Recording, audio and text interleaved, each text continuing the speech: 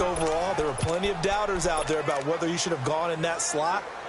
I don't think you can find any of those doubters now. One of the top quarterbacks in the NFL. Let's go. Hey, let's go.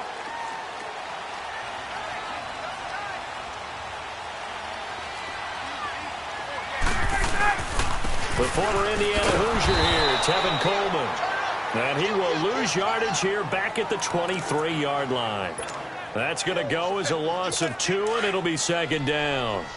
Okay, there's a tone setter. First play from scrimmage, stuff them in the backfield. You know what they were doing last night in the hotel room? Visualizing exactly that. That's what they were thinking about. Making that play, having leverage, lower than the offensive lineman, getting into the offensive backfield, knocking someone down. Just what you said, setting the tone early for this game. Jeez, you are fired up. When I see a play like that, I can't help it. 3 and out, a real danger here on their opening drive as they come up on a 3rd and 12. Right. Get up. If you kill it, motion me out. Wait. They run the play fake to Coleman. Now Ryan. And incomplete on the deep ball. Those passes out that far wide always make you hold your breath a little bit. Felt like it was in the air for a while. What it does is it allows a defender to gain some ground, come from a long distance, and have a chance to affect the pass. This is taken at the 23. It's a 49-yard punt, but subtract 9 there for the return. And the Browns will take over, 1st and 10. So here come the Browns for their first drive on offense. They'll have the speedy Tyrod Taylor calling the shots, the former Virginia Tech Hokie. His athleticism in college was never in question. In fact, many NFL scouts thought he might be better suited to play receiver, but always believed in himself, always wanted to be a quarterback, and continues to prove his worth at that position in the NFL. Here's Nick Chubb, former prep and collegiate star here in this state at Georgia. And nothing doing. He's immediately taken down at the line of scrimmage. Tackle made by Devondre Campbell. And this O-line, it is the lifeblood of the offense. They establish the tone. Mean, nasty, physical. They can't wait to get after people. That allows the rest of the offense to feel confident. To throw is Taylor. He rifles one that's intercepted. It's Desmond Trufant shedding the tackle, and it gives him some room. And he takes this one back into the end zone, and the Falcon defense has a touchdown. Well, we know this defense has athleticism. Spots like that prove us right. I love the way that you spotlighted the athleticism because you and I both know the best athletes on the field, they play on defense. I don't know. I was a kicker. You got to remember that now. Come on, come on. Fine. So they throw the pick six. They'll get another shot at it now as this one's in the air. This fielded a few yards into the end zone. And he'll be brought down at the 23, make it the 24-yard line. The Browns offense heading back out to take possession. Taylor will bring the Browns up 1st and 10 at their own 24. Slow.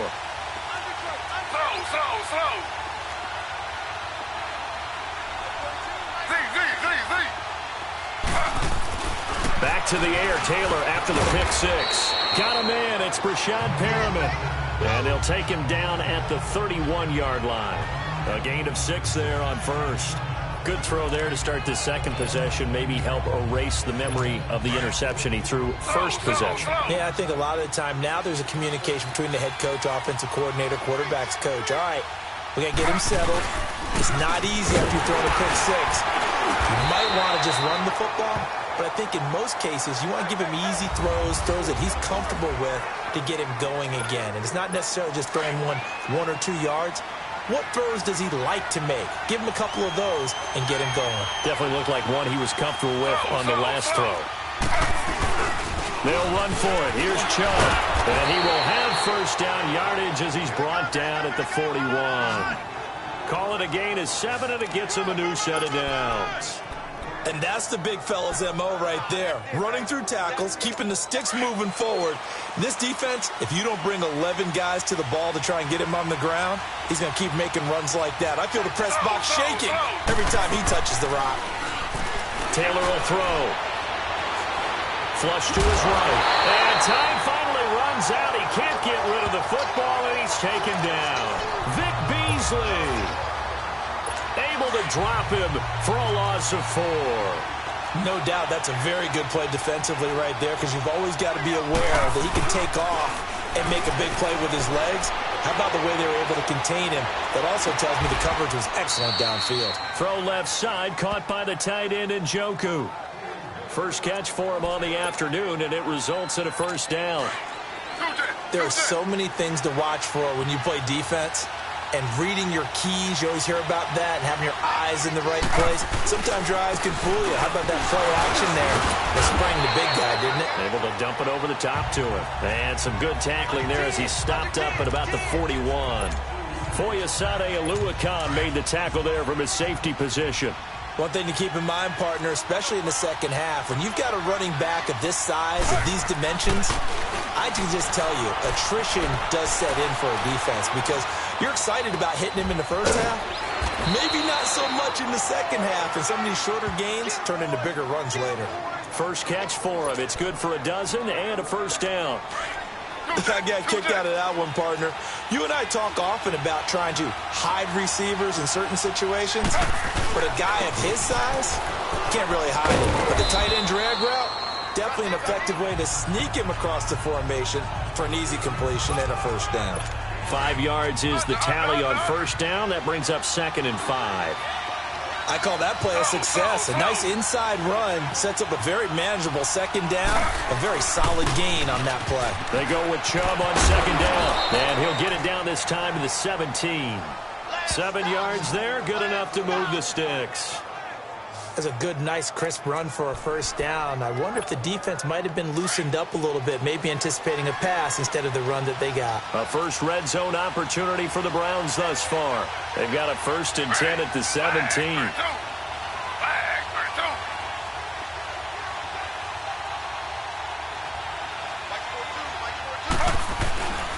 A give. This is Chubb. And they're going to lose some on this play. Being knocked back to the 18. It's a loss of a yard there, and now 2nd down. I know the scouting report on him is that he doesn't possess the eye discipline to be an elite linebacker. What that means is his ability to read, react, and make a play. But on that one, he looked like one of those guys. Now they'll throw with Taylor. And this is going to be intercepted. It's Desmond Trufant. And a big turnover there as his guys will get the football back. Well, they didn't exactly show patience there, did they? Just down a score, they come out firing right away and compound things by throwing an interception. They put their defense in a really tough spot. Ryan will bring the Falcons up now 1st and 10 at the 20. And the drive starts with a handoff to Coleman. And a great move on the play as he takes this one past the 25. It's a 6-yard gain on the ground, and that'll make it 2nd and 4. A quick burst there, and he nicely bit off a pretty decent gain. From the 26, they'll line up on 2nd and 4. 53, check 53. This is Coleman. And he will lose yardage and be backed up to the 24. He lost 2 there, and it's 3rd down.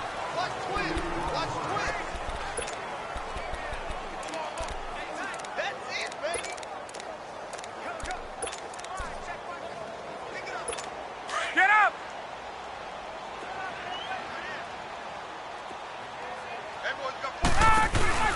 Play action, Ryan. And finding the tight end Hooper. And he'll get to the 29-yard line, brought down there. Just a 5-yard pickup, and it leads to 4th down. One thing you're hoping for when you run drag routes, you're able to hit a receiver in stride, and he can pick up a lot of yardage after the catch. But in this situation, the defense was effective.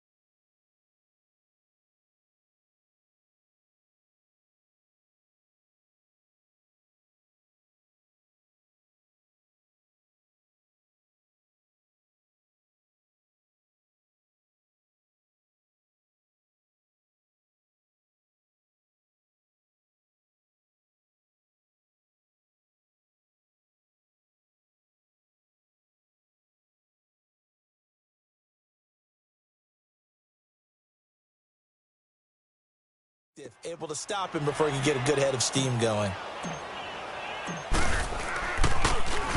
He gets this one away, and boy, it's another boomer. And a great job on special teams to down it, as this will be marked out inside the 5-yard line.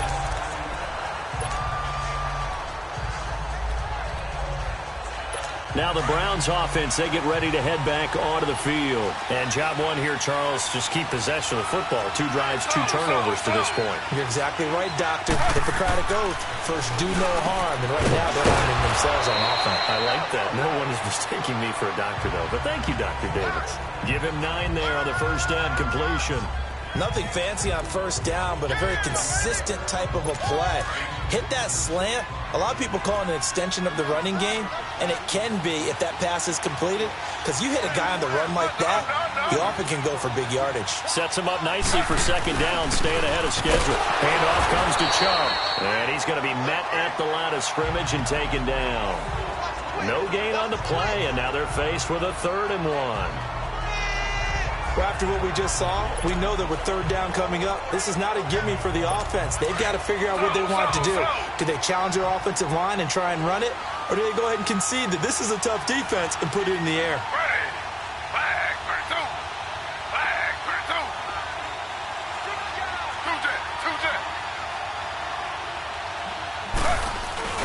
2 On 3rd down, it's Nick Chubb, and he will have the first down here as he's up to the 15. They only get 2 there, but on 3rd and 1, that's all they needed to keep the drive going. I liked his focus there because he wasn't thinking about breaking that one big. All he thought about was, I need 1. Let's go get that. Ended up picking up 2.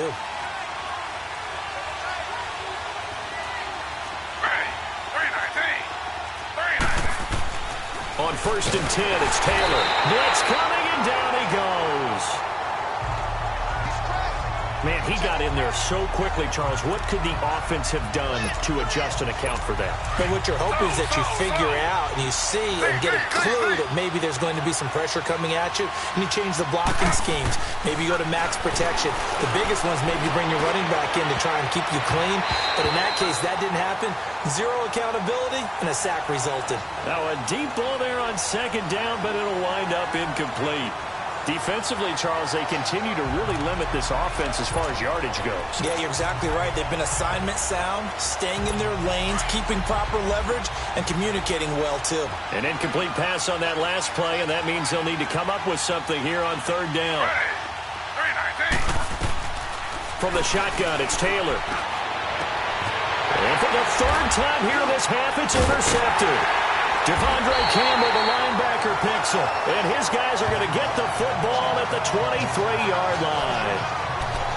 So that is 3 interceptions now in this first half. And you hate to ask the question, but let's be honest. We're thinking about it. Do you need to go in a different direction next series? Potentially. We know that he's probably not going to be on the Pro Bowl ballot. That's not really his stature here. But he has been their starting quarterback for this game. So they've got to weigh things about who's behind him. Do they think he can snap it back into gear? Maybe change up the play calling to help him out a little bit. Coleman now. And he'll take this one down near the 15. Brought down that time by Christian Kirksey. Well, he hasn't made much of an impact in the running game thus far. And after that last run, not much is going to change in that area. He hasn't been able to get anything going, and really the offensive line not helping him much. Hey, Tuesday. 12.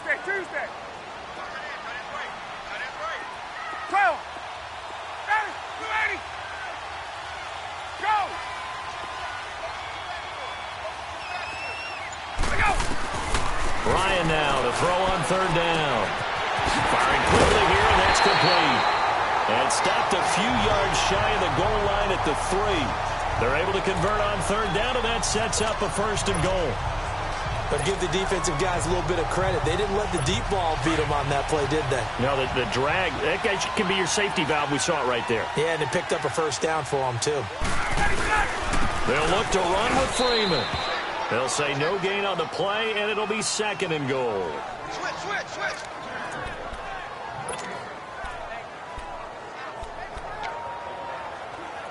They'll go again from the 3 here on 2nd and goal. 2 minutes to go here in the first half. We're back to Atlanta right after this timeout.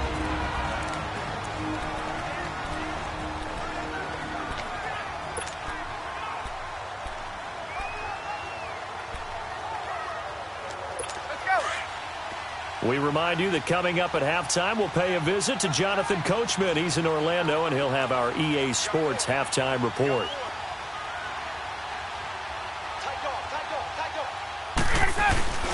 He'll get it up the middle, and he will take it in for a Falcon touchdown.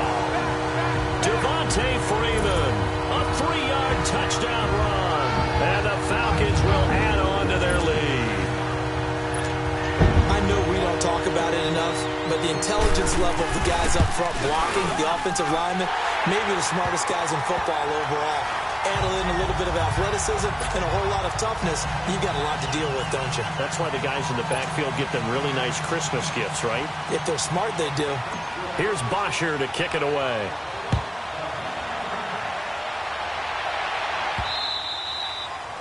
And this will not be returnable. It's out of the back of the end zone for a touchback. Tyrod Taylor now gears up to lead his offense again. He's struggled. His team has struggled. You talk to me a lot about looking to your leaders. Maybe it's time for him to put his mark on this game. Agreed. And how that has to happen is somehow he's got to flush out everything that's happened so far. Nowhere to get away, and down he goes. Taylor is sacked. Grady Jarrett busting through to get him for a loss of 6. I'm starting to feel for that quarterback back there. I mean, you know me. Normally, don't have a lot of empathy for the QB, right? In this case, definitely. He's been on constant duress this entire game. I don't know how he's surviving back there. And to think, there's still a long way to go in this football game. Going, it got his man complete. And all the way down to the 37. Now hold everything here. We're going to get a timeout by the offense, as he'll get a chance to talk it over after picking up the first down. So how about that for a chain mover? They're all the way down inside the 40 now for 1st and 10. A first down carry here for Johnson. And he'll be taken down at the 34. Up from his linebacker spot, Deion Jones making the play. What's the old expression, 3 yards in a cloud of dust? In this case, it's dust-covered pellets. It's no longer that old grass that we used to play on, right, and chew it up. Now we've got that artificial surface. You see, and his pass is intercepted for the 4th time today. Picked up by Keanu Neal. Well, Charles, he's thrown 5 picks in a game before, and right now, after that one, he's standing on number 4. And right now, your defensive coordinator is asking the offensive coordinator, can you do anything to slow this down? Because my guys have to keep running back out on the field. So play calling may come into it a little bit, maybe run the ball a little bit more. But a lot of it depends on the scoreboard. They may have to keep throwing it. And he is met at the line of scrimmage, and he goes down right there. Larry Ogunjobi there to make the tackle. Doubling this guy has to be a priority before moving up to the next level, because the big fella, he just ate that one alive, just stuffed it. In fact, before the game, he was talking to us, and he's like, hey, these pants make me look fat? And we said, nah, man, you're just a whole lot of guy. He is at well over 300 pounds. He's a big man. And he will find Ridley on the left side. And now we won't see a play on first down. We're going to get a timeout instead, as the clock will stop with 34 seconds to go before halftime.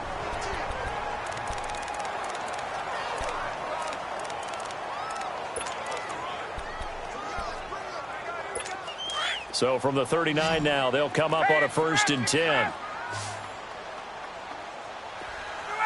Blue 80! Hey, let's go!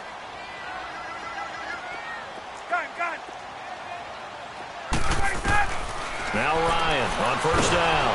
And the Browns pressure gets to him that time, and he's going to go down. Christian Kirksey coming hard from that linebacker spot. He drops him for a loss of 11. Let's go! Gun! On second down, here's Ryan. And the pressure gets to him again. Emmanuel Ogbah in there to drop him, and sacks on 1st and 2nd downs are going to lead to a 3rd and long. So we have come to halftime in what's already a 2-touchdown game. As we'll head down to our left. And just like that, on we head to half number 2.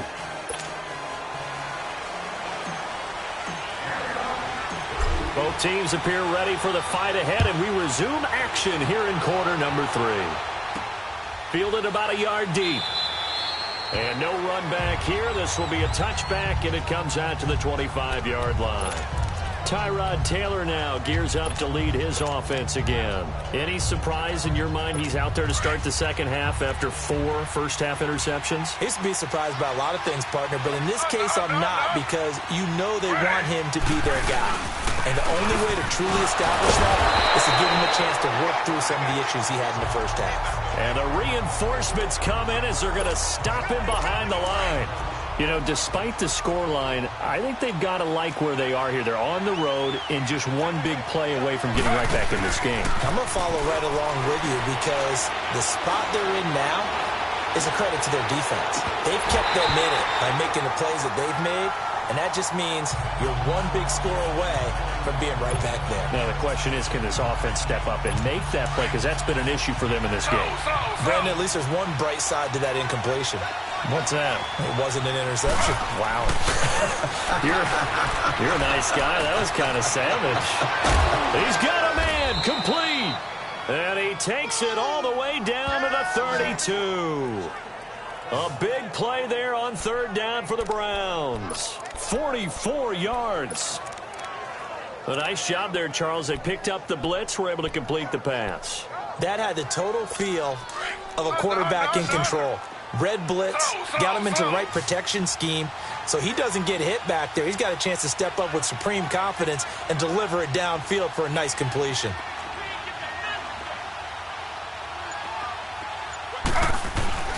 On first down, they'll run with Chubb. And he stopped immediately there. No gain on the play there. Second down. Sometimes with the running game, you've just got to stick with it. Look, it's the third quarter, no time to panic. But that also doesn't mean you just do it the same way you've been doing it the entire ball game. Maybe change up some blocking assignments or run a few different plays, but stay with the overall essence of the running game. All that gets him is just a yard, and now it's third down. On third down, Taylor. And he's going to go down. They get to him back at the 40. I think normally we would talk about this more with basketball players and football players, but let's adopt it in this case. He's a stat sheet stuffer. Had the interception earlier, now a sack. But he just needs a touchdown for the trifecta. That's about all he needs, and he's going to go for it. Well, this winds up an empty possession. Everything looked okay. He just never got the ball on target. And knowing him, he'll be disappointed with that effort. Here comes the Falcons offense. It's their first possession of the second half now. This is sort of what you would call a put-away drive, isn't it? They score here, especially a touchdown. It's almost out of reach. It certainly feels that way, and I think that they're going to call their plays accordingly, because what you really want to do, even though you know... It's caught inside the 25. Touchdown, Falcons. Julio Jones, 55 yards. And the Falcons will extend their lead. Always important to get the first score in the second half. Now you start to pull away a little bit and get some breathing room going. And now...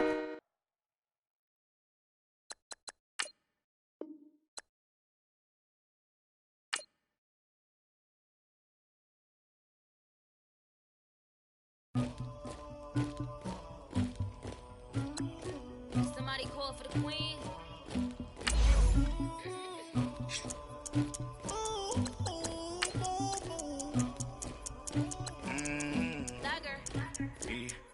I never killed anybody, but I got something to do with that.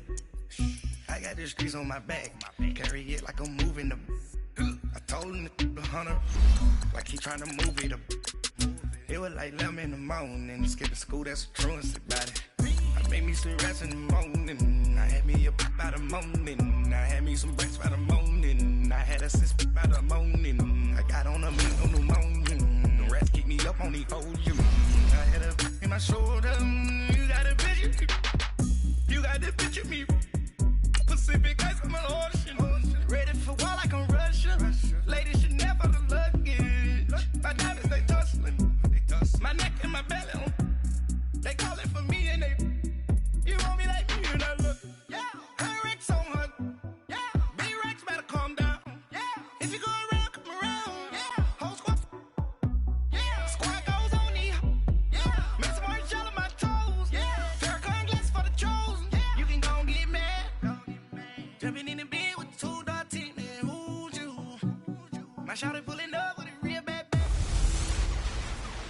Hey, everybody, it's the coach, and this is Madden Night. All right, Coach, it's the NFL on EA Sports as you take a look there at Lincoln Financial Field in Philadelphia, PA. Coming up, we've got a good matchup on tap between the Cleveland Browns and the Atlanta Falcons. Here's Bosher to kick it away. That's fielded in the end zone. And he'll elect not to return this one, so they'll bring it out to the 25 on the touchback.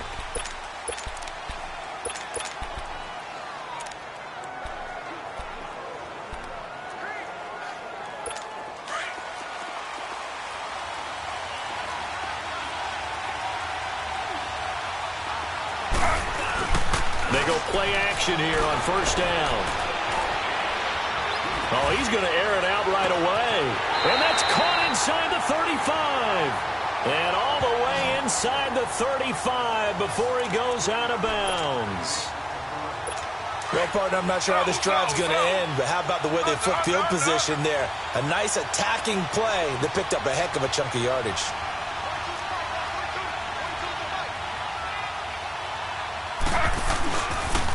First carry for Nick Chubb. And able to push his way forward here for a good little gain. The safety, Keanu Neal, there to make the tackle. I call that play a success. A nice inside run sets up a very manageable second down. A very solid gain on that play.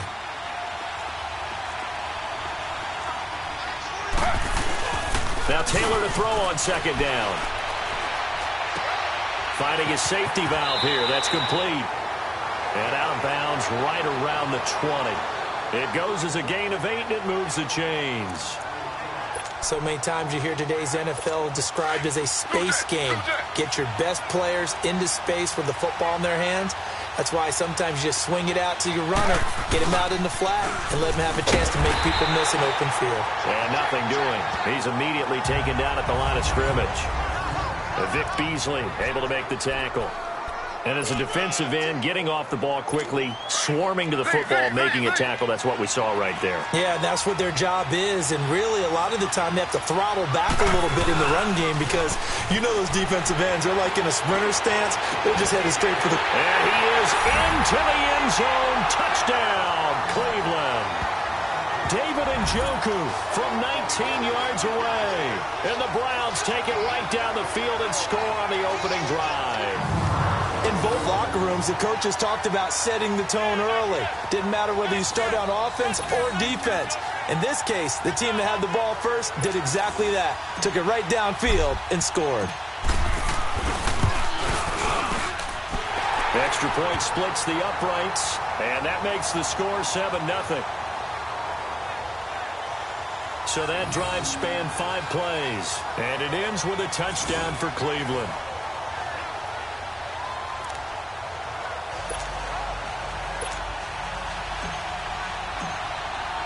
The kickoff team on the field now as they will send this one away. This will be taken to the back of the end zone. And a nice return sets him up pretty good here at the 30-yard line.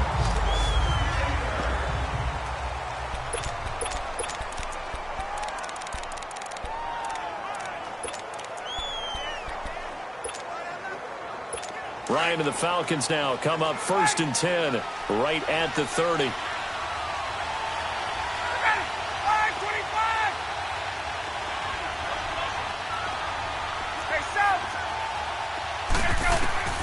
From the gun, it's Ryan. Oh, a battle for it here, and this will be caught. He got 29 yards that time.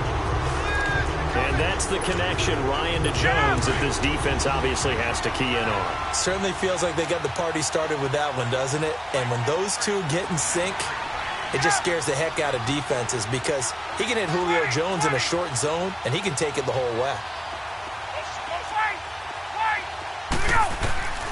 Throwing now, Ryan on first down. And that's off the mark, incomplete.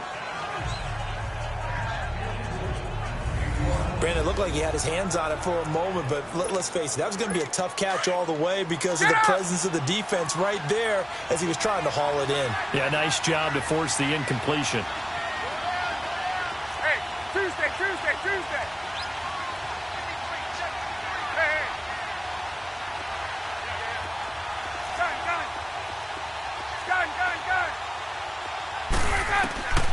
2nd and 10. It's Ryan again. The left side completion to Jones. A gain of 32 that time. And let's face it, that what we just saw there, not a surprise, is it? I mean, this is what he does well. And if you don't tackle him as soon as he catches the ball, this is the end result. Big yardage afterwards. Got the speed, the agility, so good with run after catch. And we're only in the first quarter, so they better get a wrangle and a hold on that quickly. You're exactly right. And what's really difficult to try and defend him is if you want to press him so that you get him on the ground quickly after the catch, a lot of times he'll just run past you at the initial point of contact, and he'll go deep. And this defensive line will be looking to control the point of attack. And that's what they've done throughout this season. This is a terrific unit. They play together very, very well, and they don't permit big plays to happen.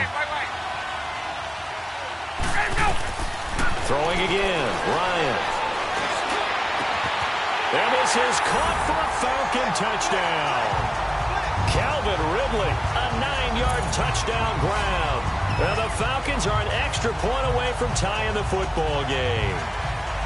And the defensive there, that was a battle. He just made a really nice play. A really nice play, making sure his body position was correct. And how about the throw? Zipped it in there. And it results in the touchdown.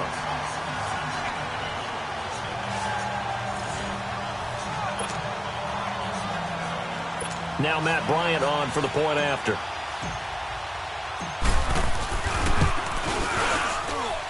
Bryant tacks on the extra point, and we are tied at 7. 5 plays there on that drive. And the Falcons score to cap it off.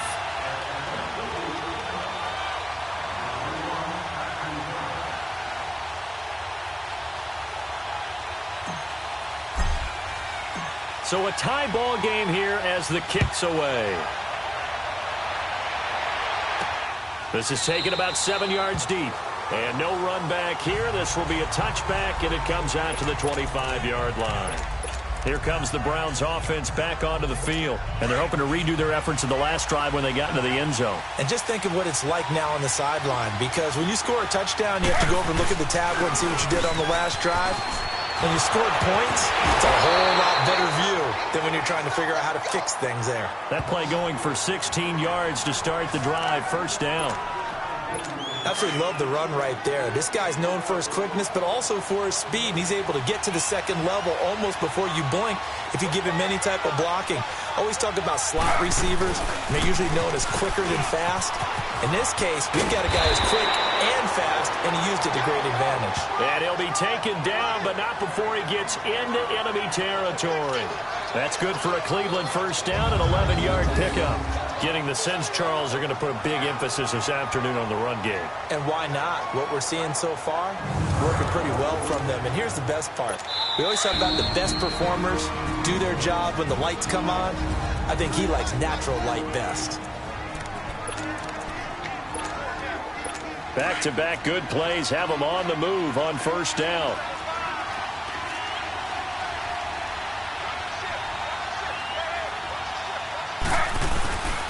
A run for Nick Chubb, and he's going to be stopped up at about the 47-yard line. And Duke Riley will get credit for the tackle. They tried a quick hitter inside, but that one was swallowed up because what they were hoping, those big defensive linemen will take the bait and move laterally and open up a crease that they can run through. Nowhere to get away, and down he goes. Taylor is sacked. 3rd and long. Taylor and company hoping to regroup after the sack.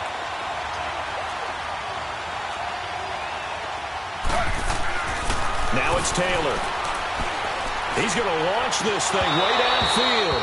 And that one incomplete. Had some position but couldn't hold on, and it brings up 4th down. You can tell they were hoping for a flag there offensively. Several on the sideline motioning, hey, why not a penalty? Why not a penalty? What did you see? Yeah, I think you've got to let them play, and the officials are instructed. If there's contact coming from both sides, no flag. Let them fight it out. And forces fourth down.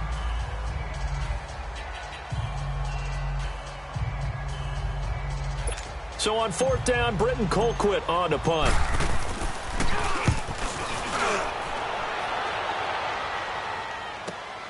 Oh, he'll field it in the end zone. So a change of possession here on the punt. And the Falcons are going to get it at the 20.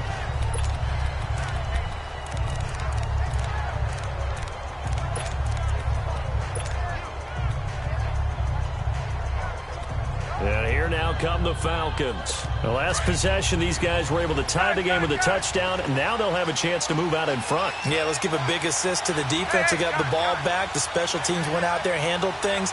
They've got it. They've got momentum. I know they're eager to get out there and put it on display. On first down, Ryan. He couldn't quite hold it. Got hit. Ball pops out, incomplete. It's a lot of contact going on there, and in the end, unable to keep two hands on the football and bring it into his body. Everything looked pretty good until the finish.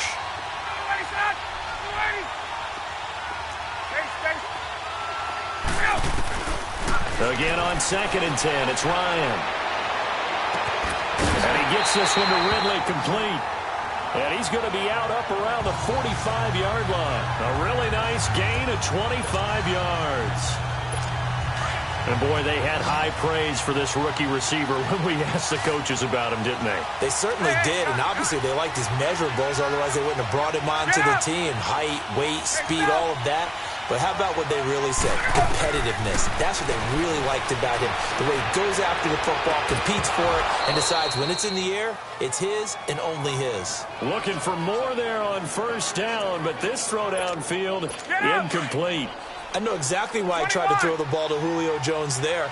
He's never considered cover. He's either too fast or too strong. You always try and get it to him. Especially on those deep passes. 2nd and 10 now, Ryan. He's going to look deep down the field. Now a clash of bodies here, and it's intercepted. Picked off at the 21. Brandon, this is a veteran quarterback back there. He should know better than to make a throw like this. This is definitely not his best ball, and I think he knew this was trouble the second it was leaving his hand. Taylor will bring the Browns up 1st and 10 at their own 21. They start on the ground with Nick Chubb, and he'll get about 6 up to the 27-yard line. All right, Brandon, I know we're in the early going here, but those kind of runs, they're going to open up a world of opportunities for this offense going forward.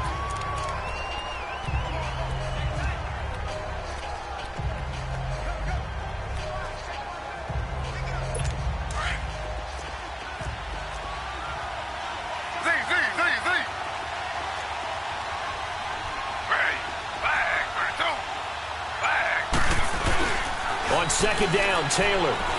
He's going to sling this deep down. Now that'll be tipped and intercepted. Picked off by Robert Alford. And they will finally get him down as he's all the way to the 36-yard line. Oh, and that's a nice job defensively to get a piece of the football. He's going to pop it into the air, and then it's the tip drill. And good concentration by him to react to it and pull in the interception. Now the Falcons offense gets ready to head back onto the field. A tale of two extremes already in this game. A touchdown pass on their opening drive followed by an interception last time out. Now, it sounds like things balance out, right? What's that mythological thing that we do? If you have a candy bar, have a diet soda with it, it balances it out. And we know that's not really true, right? Because the interception, that sting lingers a little bit longer. Got to come out now and put together some nice plays. And he's taken down, but not before reaching the 10-yard line. A really good pickup of 28 yards.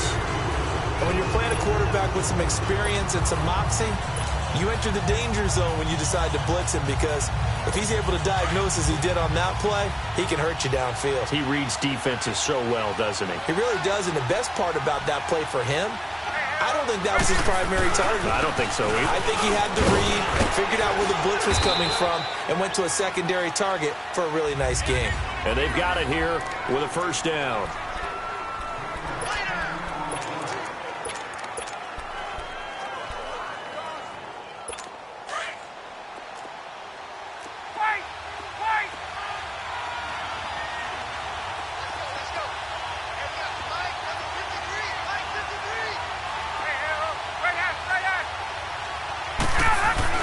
It's Coleman here, and he gets in. Touchdown, Atlanta. Tevin Coleman taking it in. And the Falcons are in for 6. And there you go, nothing really too complex. Block, keep your assignments, let them run it in. They did it. Fundamental football. Good blocking, beats good tackling on that play. End result, touchdown.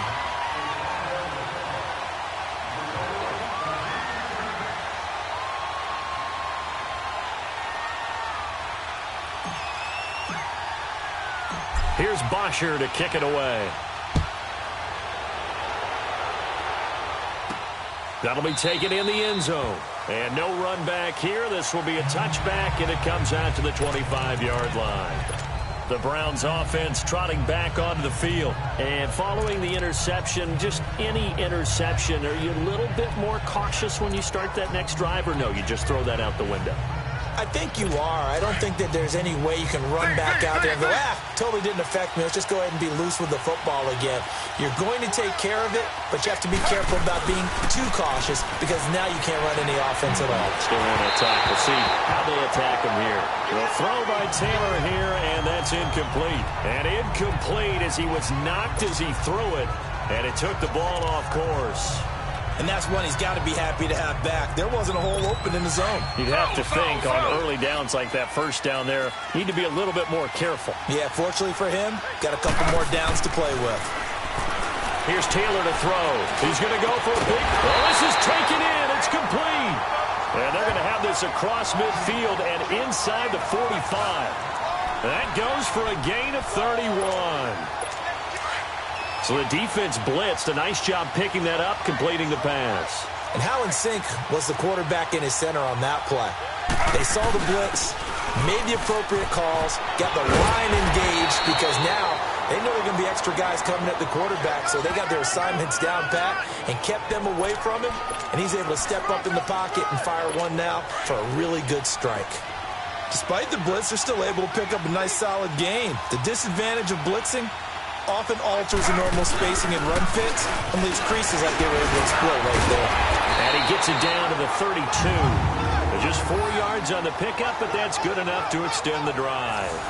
So many teams want to throw the ball in this situation nowadays, but I love watching a team that has enough confidence to go ahead and run the football in that situation. That's almost a tendency breaker.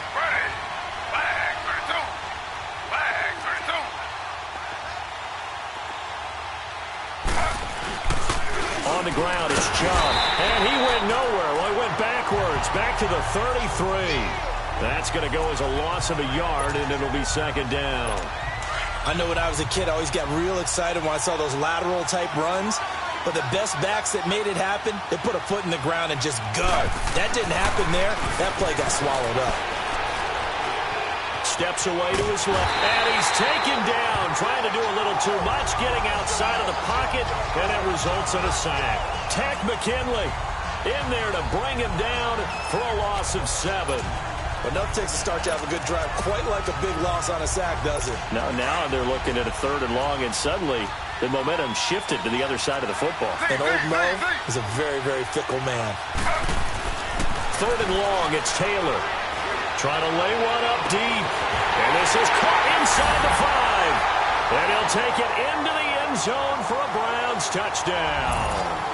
Brashad Perriman, 41 yards. And the Browns are within an extra point of tying this thing up. It took them a while to get their speedster involved, but they found him downfield there.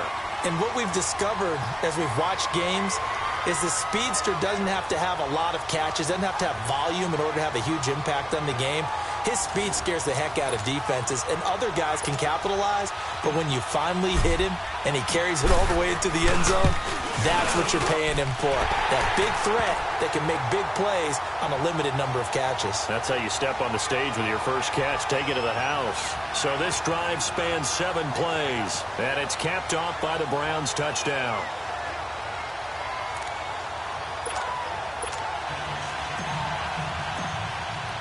So we're right back where we started. All even as the kick's away. This is taken about 7 yards deep. And the decision to bring it out is going to cost him about 7 yards all told as he's taken down.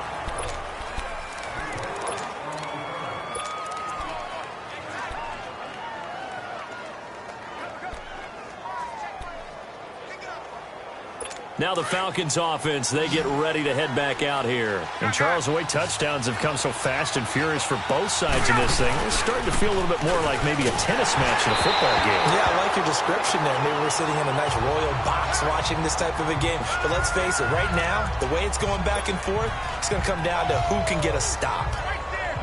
Really nice play by the guys on the defensive side of the ball, but for the guys on the offensive line, they're doing a nice job of trying to protect their passer. But when a guy hops in the air and goes airborne to try and knock one away, it's difficult because you can't reach out and grab it, and that'll be a holding penalty. So all you're trying to do is make some type of a play on him, make some type of contact to try and get his arms out of the sky. Another throw on second down, and this one incomplete as well. When I watched that play, I thought about what my coaches had told me in the past. The biggest teaching point, get your head around. Locate the football so you can make a play on it while it's in the air. That's exactly what he did there. That was nice. Hey, Tuesday. Let him go. On third down, Ryan. And he's got a man, Calvin Ridley. And he's got it past the 30 before he's hit and dropped. The result, a first down as the quick slant gets him 14. He's such a good route runner. Shows it there on third down. Very proficient and a good pass. And you know what I've observed over the years in the NFL? The better a route runner you are, the more confidence your guy's going to have in you to go to you in important times because he can trust you being in the right spot, and they connected there and picked up the first down. Ryan, hit as he throws there, incomplete. You got to give some credit. They're able to hop up in the air and bat that one away. And that's frustrating for an offensive lineman because the only recourse is when he goes in the air to try and get some type of a pop or a shove, hoping to bring his arms down. Hey, 21.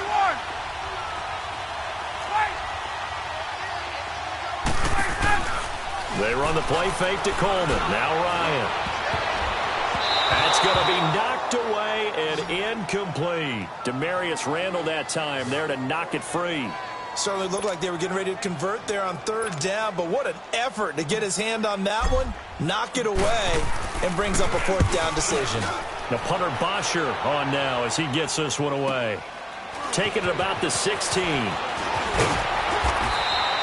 A nice job on the return there, 16 yards. And possession will switch hands, 1st and 10. And now the Browns coming out on the field. And for them, a touchdown their last go-around. Obviously, they'll be hoping to do that again. And when you start plotting for this drive, when you start thinking to yourself, okay, what are we going to do? You don't go away from what you did before because that worked, but you have to be prepared for wrinkles and counters because you know they'll make some adjustments. And he'll be taken down, but not before they work it across midfield. No one there to help out downfield, but no problem. Scrambling for 22 and a first. On that play, as you saw the route start to develop downfield, I got the sense that maybe the run would set up for him. And he took full advantage of it and got a big gain on a busted play.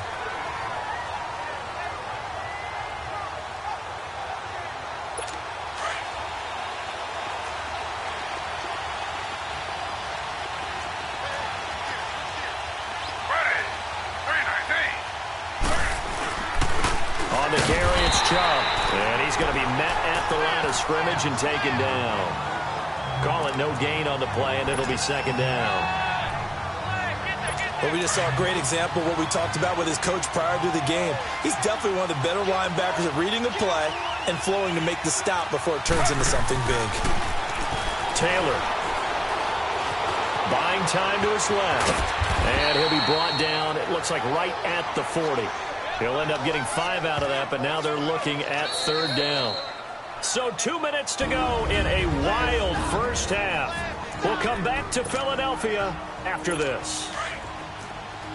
A reminder coming up here at halftime, we'll ship you off to Orlando. Jonathan Coachman will have first half highlights and analysis from a back-and-forth first half that we've seen. He's going to look deep for Perriman. And it's going to be caught for a Browns touchdown. Brashad Perriman, 2 catches, 2 touchdowns here so far. And the Browns have moved out in front. Well, there was a little extra pressure with that one because it was 3rd down. He didn't care. He snagged it with one hand like it was routine. The key is to make a play in a tough situation. Doesn't matter how, and in this case, one-handed gets it done. Terrific play for us to watch.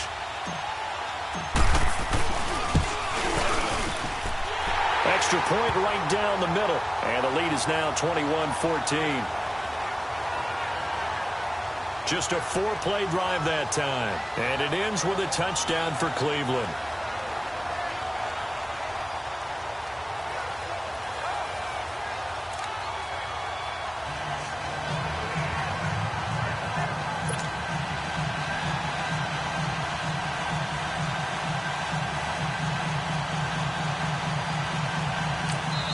And now a whistle and a timeout called by the kicking team. It's just their first, so they'll have 2 remaining here before we get to halftime.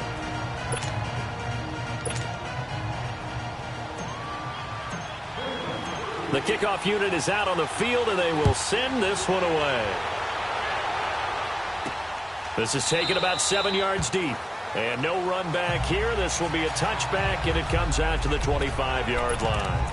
Matt Ryan and the offense heading back onto the field. He's had a solid start to this game, but bottom line is they're losing, so he doesn't care about his stats. He just wants to right the ship on the scoreboard. He wants to actually increase his stats because he feels like if he does, then... And he can't escape the pressure. Ryan goes down. Emmanuel Agba coming hard that time. He's able to run him down for a loss of 12. Brandon, if I'm an offensive coordinator and I see an all-out rush like that, I file it away because I'm going to use their aggressiveness against them as this game goes on. I'm going to hit them with a screen soon. Ryan. This one caught by Ridley. And they'll bring him down at the 27-yard line. It'll be a pickup of 15 as that'll lead to 3rd down. On 3rd down, Ryan. And incomplete. The contact made the ball roam free and brings up 4th down. It's always a goal, and it's really nice defensively when you can rally to the football and make sure there's enough contact to force an incompletion. Force an incompletion and force another punt. Here's Matt Bosher now as he'll kick it away for the 2nd time. This will be fielded at the 17. And past the 40 before he's out of bounds. Nearly a huge return, as it is. Still a very good one. 24 yards. And out will come the offense as they take over. For the Browns, good starting field position as they have it 1st and 10. Here's Taylor. Oh, he's able to outmuscle him as he pulls it in. 16 yards right off the bat and a 1st down. Talk about a big first half. Already has the 2 touchdowns, adding to his receiving total there and picking up the 1st down. He's coming off the line so fast. I think he's intimidating the defensive backs with his explosiveness, and he's chipping away at their confidence. He's going to air one out. So they took a shot on 1st down but couldn't connect. Those throwing windows get a lot tighter near the end zone, don't they? And here's the thing. You already probably have 3 points in your hip pocket. You force a throw here and give up an interception, you come away with nothing. Especially tough in the middle 3rd of the field where he threw that one. He's going to look deep for Perriman. And that is caught one-handed. Oh, my, he pulled it in. And now before this 1st down play, we're going to get a timeout here, as they'll stop it with a little over 30 seconds to go in the first half of play. A chance to really cap off a big first half here as they come up on 1st and goal.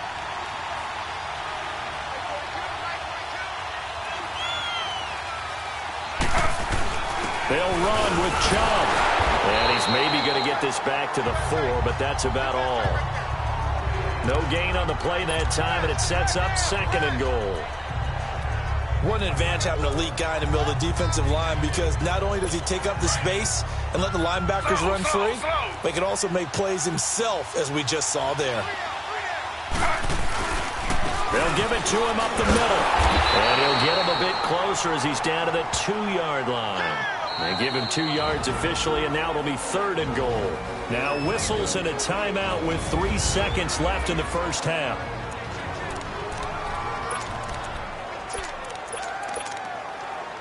So 3 seconds here remain in the half. On is the field goal unit to see about getting 3 points. From the left hash, he'll have to cut this at a tight angle. And his kick is right there. It's good. So we come upon halftime, and it's the visiting Browns with the lead. As we'll get you down the coast door, we now proceed to the start of the second half. Out is the kickoff unit as they run up and send this one away. This will be taken to the back of the end zone. And he'll get it up past the 20 to the 22-yard line. Here comes the Atlanta offense now ready to take over here. They have the ball here for the inaugural drive of the second half. Pretty big deficit, though. We'll see what adjustments were made in that locker room. And I never want to make something more important than it actually is, right? I don't want to create more hype than what is there. But this is a real, I'm doing it, though. This is a really important drive. And we often talk about teams scripting plays to start a game. A lot of them script to start the second half, too. And they're scripting something that they expect to get them into the end zone and back into this game. We'll see if that script is a good one for them. So after the incompletion, 2nd and 10 from the 22. Play action, Ryan. And Jones has it over the middle. Ryan to Jones, the Falcon connection there for a first. So they'll come up 1st and 10 now from the 33. Now a play fake here on 1st down. He's going to air one out. And this will be caught at the 30. Touchdown, Falcons. Calvin Ridley, his 2nd touchdown of the afternoon. And the Falcons have cut it to within a score. I know Paul Revere talked about by land or by sea, right? You know, 1 by land, 2 by sea. He didn't mention air because right now we're seeing a big-time performance, aren't we? That's 2 touchdowns so far in this game. Where'd you pull that one from? And, you know, every now and then I actually listened in history class. And you're just a scholar all the way around. You're reading all the time. I like that you fit that into the broadcast. You know, I just grab a nugget when I can. Here's Bosher to kick it away. That'll be taken in the end zone. And he won't return this one. He'll go down to a knee, and they'll start at the 25. Here's the Browns now. They get set for their first possession of the 3rd quarter. And they have to feel like they missed on an opportunity for points last time when they couldn't connect on that short field goal try. And no doubt about it, because they were counting on those points. In today's NFL, let's face it, that's really a chip shot, right? That's anything inside 40. Yeah, they're counting on that going through the post. But we've seen it happen to teams before. Some of the best kickers in the world can miss kicks like that. Can they come back now and redeem themselves? A good run there on 1st down, and it'll leave them with a 2nd and 2. First play of the drive, let's give credit all around. Excellent blocking, but the guy carrying the ball, he was the finisher. A really nice run. And again, it's Chubb. And he'll be brought down right around the 37. It's a gain of 4 there, and it gives him a new set of downs. They're trying to show that they can run the ball and protect this lead. Give it to the backs, play a little bit of keep away, don't you think? And that's probably a good philosophy at this point, going to make that defense stand up and stop them.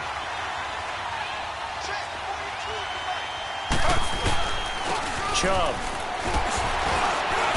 And he slips up past the 45 before being tackled. That's good for a Cleveland 1st down, an 11-yard pickup. For a lot of guys playing this game, there's no better feeling than running right through a tackle. He's able to lower his center of gravity and churn his legs for a really nice pickup.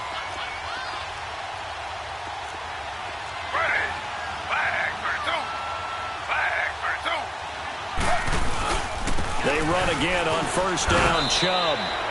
They give him 4 yards there. It'll be 2nd and 6. And now it looks like they're going to be in the hurry-up.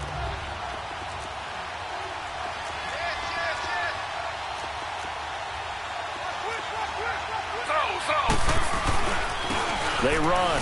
Chubb. And he's over midfield and into Falcon territory. Call it a gain of a couple, and that's going to leave him with a third and about 5. Well, that didn't appear to be a run blitz. He just darted in once he saw the run develop. That appeared to be a case of see ball, get ball. Here's Taylor. He sets to fire deep. Into double coverage, and it's intercepted. Picked up by Deion Jones, the linebacker. And he'll return it to the 24-yard line. Well, the timing is everything on a route like this. He tried to drive that football into a tight spot. And if you're a little early or a little late, chances are there's going to be someone there. And sure enough, this one's going the other way. Ryan will bring the Falcons up now 1st and 10 at their own 24. After the interception, here's Ryan. Looking middle, and it's incomplete. Phillip Gaines there defensively. It's always a battle. Who's going to win on first down, the offense or the defense? Let's face it, if you've got the ball, 4 yards or more on first down is what you're aiming for. They tried to throw for it there. Nice effort to knock that one away and bring up second down. Now it's Ryan. And the hit jarred it loose. It's incomplete. That would have been a great catch, but it's real difficult to hold on to it because it was contested all the way. Would have been a great play if he'd been able to haul that one in. Big play coming up. Here's 3rd and 10. I would expect to see some pressure here.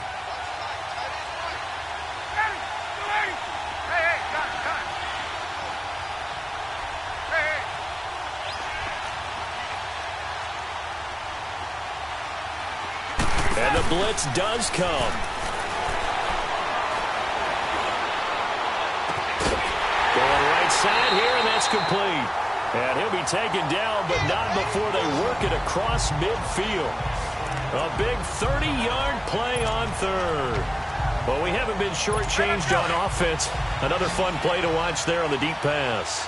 This game has the feel of, what, a turkey bowl, a Thanksgiving day. You know, when we get together this year, when the Davises and the Gaudens get together, that's what our playbook's going to look like they're drawing them up in the dirt, and so far it's working for both of them. And down he goes, taking it inside the 10, just shy of the 5 at the 6. A gain of 39 that time. There will always be a place for methodically marching the ball downfield, but when you can pick it up in big chunks and strike like that, have explosive plays, that's often the difference in winning and losing. Those types of... And he is into the end zone for a Falcon touchdown. Tevin Coleman with his 2nd touchdown of the afternoon. And the Falcons are in for 6. He's given him a little jolt, just gave him the lead there, but 2 TDs now in the game. And that jolt puts them in the lead. What a terrific job by him. He is carrying the ball and simply saying, I want to win. And now he's hoping his defense has that mentality as they try to hang on to that lead. This is taken about 7 yards deep. And this return net's positive as he gets past the 25 and up to the 27-yard line. Tyrod Taylor now gears up to lead his offense again. He's likely still kicking himself from the interception last drive that wound up leading to a go-ahead score. And he's going to assume all that came with that one, all right? That's all on him. But he also knows. And he's going to be intercepted a 3rd time. Picked up by Deion Jones, the linebacker. And they'll take over inside the 45 at the 44-yard line. So that's back-to-back drives where they've thrown an interception. Ordinarily, we look at the offense and say, what's going on with your scheme? Maybe we should look at the defense and just give them a whole lot of credit. They've got them frustrated right now. 21. They go play action here on 1st down. Throwing right, and that's complete. And he's going to get this inside the 30. 15 yards through the air and a 1st down. Out of the gun, it's Ryan. Over the middle, that's caught by Ridley. And inside the 20 before he's brought down. A nice pickup there of 11 yards, and it'll move the sticks. He's certainly been a huge factor in this when he's got the 2 touchdowns to his credit. Now they look to him again. He picks up the first. Yeah, I can hear everyone saying, well, why don't you cover him? Double him, triple him, do what you have to do. But sometimes they get locked into such a groove and such a connection, it doesn't matter how many guys are in his area. He certainly looks to be in that groove right now. 9 yards is the pickup there, and they'll have a 2nd and 1. Now Ryan on 2nd down. The quick slant cut, and he is into the end zone for a Falcon touchdown. Julio Jones, a 9-yard touchdown grab, and the Falcons will add on to their lead. Bryant now to tack on the extra point.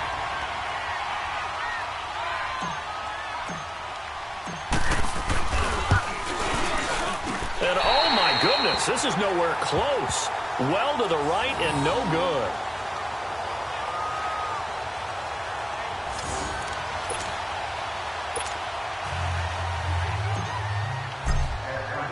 Here's Bosher to kick it away. This is taken about 7 yards deep.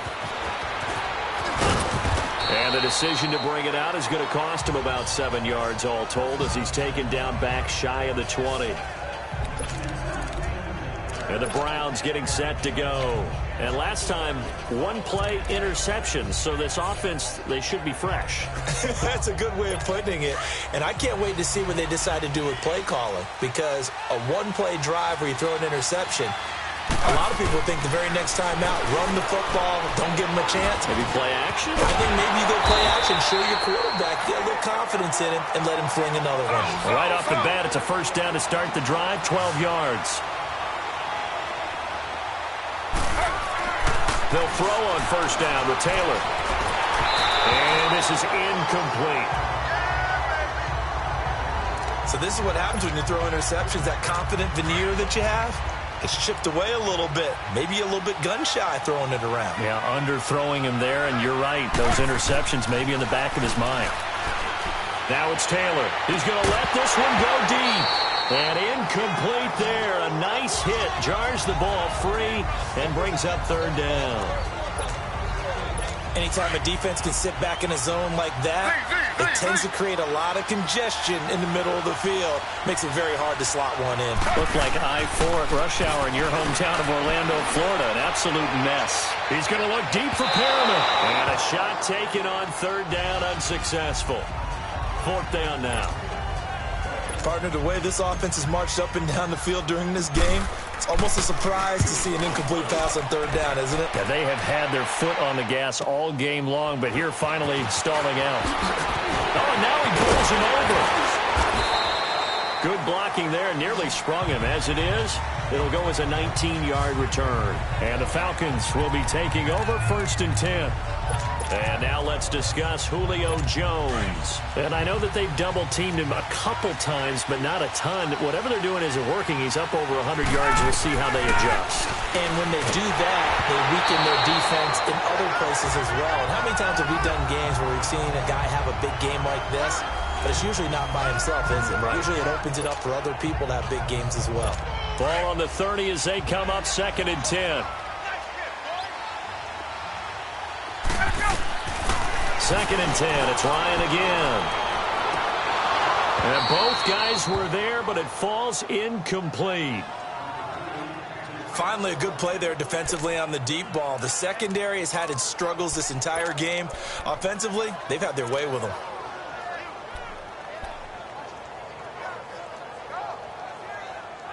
The Falcons on 3rd down. They've hit 2 for 4 thus far. This is 3rd and 10.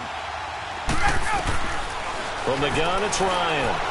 And he's taken down. This will be a Brown sack.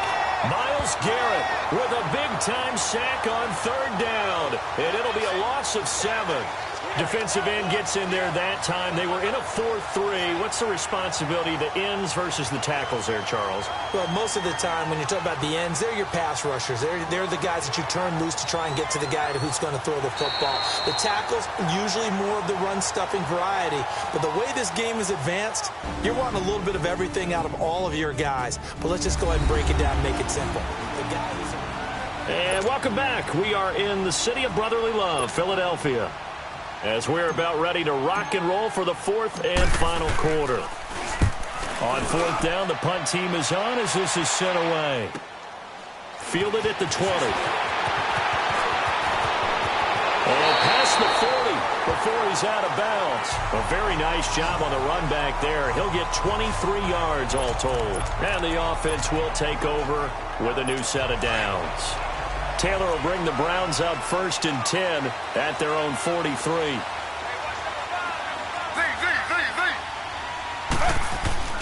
On first down, it's Taylor.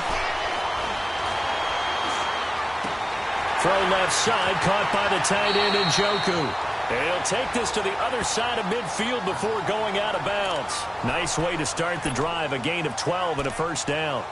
Nice job, nice patience right there. Put him on the right side, let him work his way across, put the ball in his hands, and let him work his way upfield with a catch. Taylor now perfect since the second half started, 7 of 7.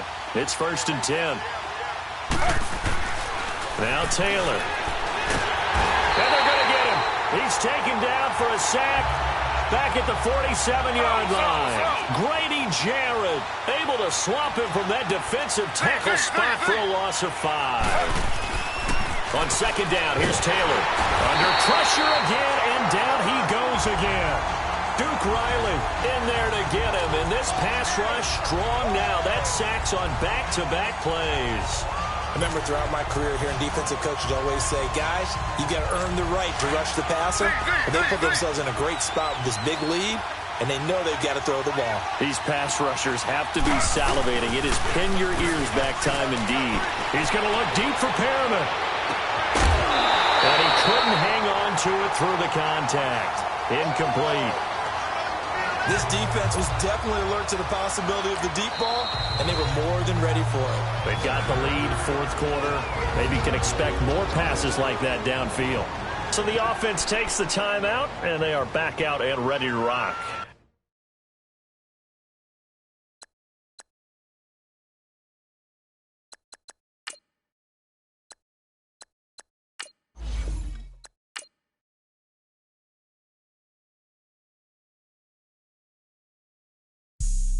Have an all-white rank. Couldn't hit if it had ain't. Lanes can't call and you lame. You had it and you lost it, all the shame. I can buy a Bentley, don't talk to me. For a show 150, don't talk to me. You ain't never help your mans, don't talk to me. You just follow all the trends, don't talk to me. I set the bar, I'm the bar. Look in the sky, I'm a star. I don't fall in love, cause I be loving. They ain't like my shirt, it's a large. I don't care, I crush a ghost. Got 2 cribs and 2 states, I be doing the most. I got white folks money that I won't blow. And if you ask why, cause the white folks don't. Big bank, tight, low bank, bank. Big bank, tight, low bank, bank. The type of money you gon' need to sight. The type of money you gon' need to buy. From the hood, this type of money make you stay away. Type of money gon' let you. Big bank, tight, low bank, bank. Big bank, tight, low bank. Everything proper, no propaganda. Tropicana gold yard bandana. Big, a lot of like Santa. Threw a birthday party in a phantom. Big like a dinosaur did it. And you know, shining like acrylic.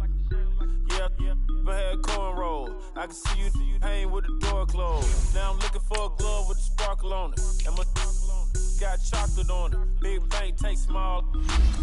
Bank account on some tall. Attitude on some.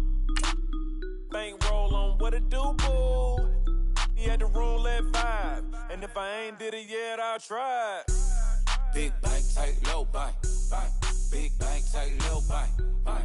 The type of money you gon' need to sight. The type of money you gon' need to buy. From the hood, this type of money make you stay away. Type of money gon' let you. Big bank, tight, low bank, bank. Big bank, tight, low bank. She said, what you gon' do if I leave? I said, I'ma do me. B.I.G. Everything zoomed in. Big on me looking like I'm moving in. Got my foot in the door and we still.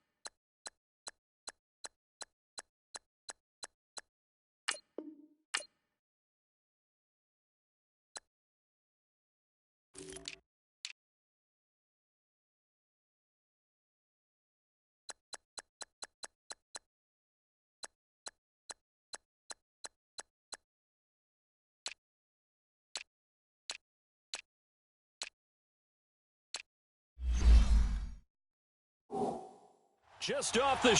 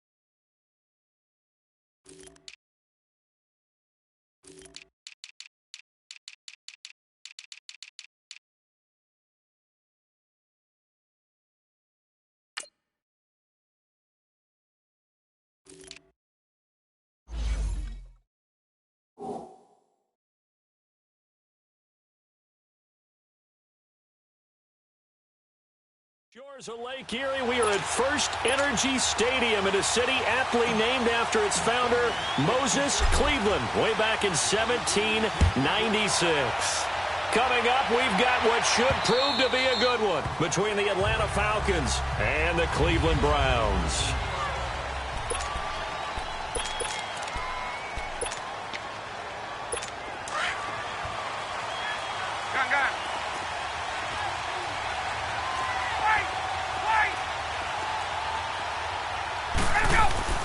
Now Ryan on first down.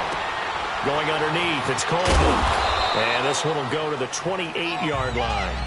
Call it a 3-yard gain, and that'll bring up second down. Everyone's got to be able to catch the football. Doesn't matter what position you play, but if you're on offense, be aware a ball may come your way. On second down, here's Ryan. Man open, that's Calvin Ridley. And he'll be tackled right on the chalk of the 45. First time they've hooked up here. Good for 17 and a first down.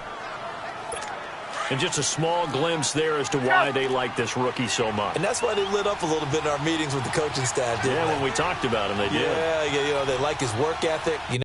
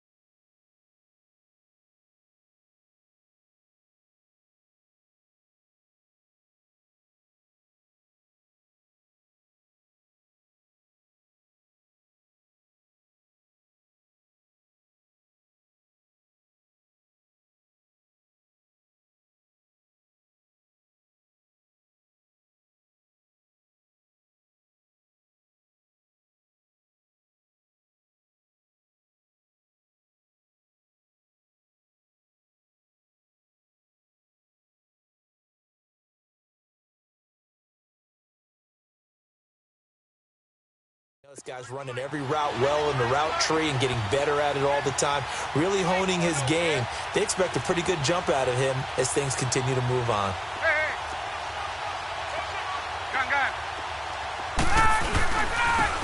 Coleman, and he is met at the line of scrimmage, and he goes down right there. No gain on the play. It'll be second down. As usual, the hallmark of a good run defense, linebackers making plays near the line of scrimmage. Absolutely nowhere to run there.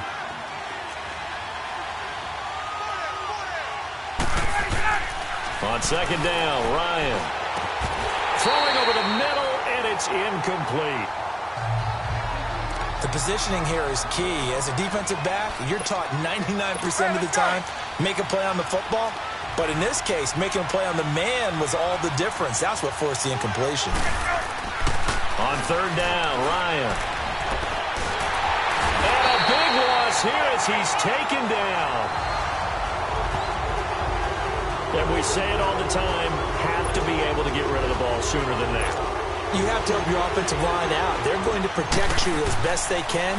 And if you're getting 3 to 5 seconds to throw the ball, they're doing a really nice job. But when you hold it and give up a sack, you're really almost discrediting their work. Oh, look at the juke. A great return there of 22 yards.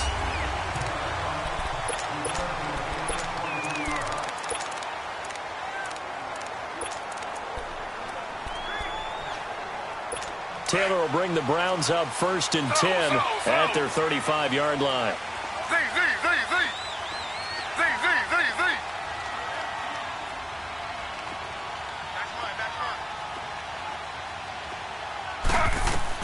Now Taylor on first down. And they're going to have this across midfield and inside the 45. A good pickup there at 22.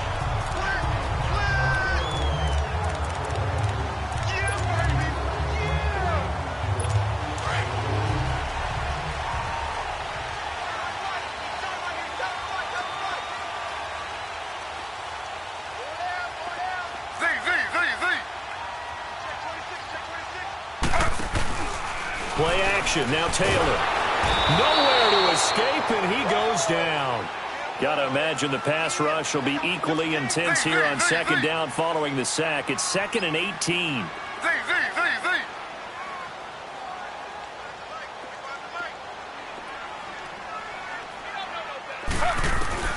Now Taylor. And it's a short one here, complete to the tight end. And he'll get it down to the 47 here. 4 yards on the completion, and it sets up a third down.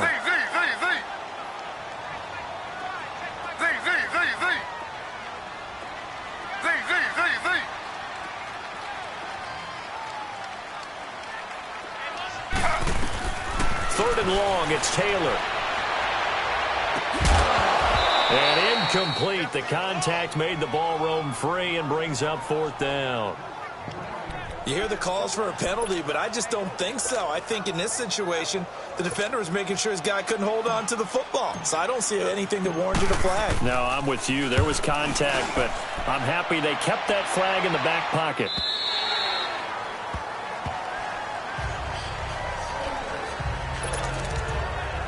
Here comes the Falcon offense now as they get set to take over here. The crowd may be losing just a little bit of the edge after back-to-back punts. They want some big plays. They want to see some offense. They want to see somebody break away, whether it's through the air or on the ground. And I think the ball's out. And this one's going to go out of bounds, so no recovery. But on 4th down, a change of possession anyway. He'll get 3 yards on the scramble there. It's 2nd down. I don't know about you, but I could hear and feel the sigh of relief all the way up here in our booth. That was palpable. The sideline, the friend there. No doubt about it. The ball goes over the sideline, able to retain possession, no turnover. I know his coaches are screaming, just hang on to the ball, man. Well, they were coming out of the 4-3 defensively. Pressure coming off that right side from the DM. And that's the blind side of most quarterbacks. If you're right-handed, that's the side you don't see quite as well. That's why you rely on your left tackle, maybe your highest-paid offensive lineman, to take care of you. In this situation, that didn't happen. Now a shot taken on 3rd down, but it's going to wind up incomplete. And it falls incomplete after almost being intercepted. A pick there would have been great. The good news for the defense now, it's 4th down. Fielded just inside the 30. Well, he wasn't too far from breaking that. Officially, give him 15. Heading out as a Cleveland offense now as they get set to take over here. And our game's hit a little bit of a lull here, a little bit of a snag. Punts on back-to-back drives. And old-school coaches don't necessarily mind that. Didn't turn it over, right? Didn't create a big play for the other team. Right now, what you're looking for is can you gain an advantage in field position? And that's what both teams are seeking right now. Yeah, they'll be seeking to gain that advantage here on this drive. Solid way to start the drive. 13 yards, picking up the first. Well, partner, when you ask anyone other than your QB to throw the ball, you must have a lot of confidence, or you think you're really going to fake them out, and it looks like they did exactly that. Yeah, going deep in the playbook. And the Falcons get there. The Falcons get the sack. Down he goes. Grady Jarrett breaking through to get him for a loss of 7. From midfield now, here's Taylor. And he's going to go down again. Grady Jarrett in there to pick up his 2nd sack now of the afternoon. They go play action now. Taylor. And it's incomplete. Took a shot, couldn't connect. I think the punter might start to get into a pretty good rhythm here if he keeps getting opportunities. But that's the last thing his team wants to have happen, right? The last thing you want to see is your punter feeling pretty good because he's out there all the time. Yeah, first quarter only, but they're 0 for 2 on 3rd down conversions to start this thing.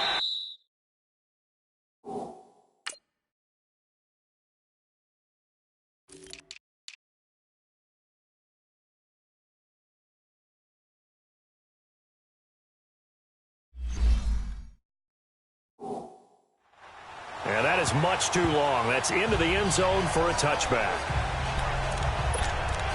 Here are the Falcons as their offense heads back onto the field. They've had it twice. They've punted twice. Not the start they were hoping for. Not at all, and let's face it, every facility we visit, everyone talks about converting on third down, how big that is. In this situation, they've had to punt it away twice, so they're furiously going over things on the sidelines. What do we need to do to pick up a first down and change our momentum? It'll be a pickup of 10 yards, and that'll make it second and a foot or so. On any explosive run, you can almost feel the ground shaking, and that's from the offensive linemen creating space for their runners.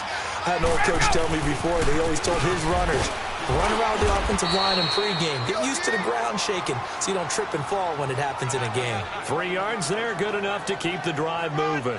Second and inches is oftentimes an invitation for an offense coordinator to take a big shot downfield because he feels like he can come back on third down and pick up the first down. But sometimes you just don't want to break tendency. Stay with what you are, stay with who you know, and go get the first down. That's exactly what they did. Here's Coleman. And he's going to be brought down on what will be the final play of this first quarter.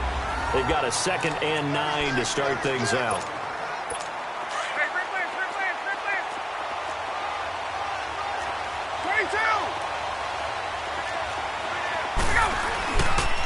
Here's Coleman on the toss.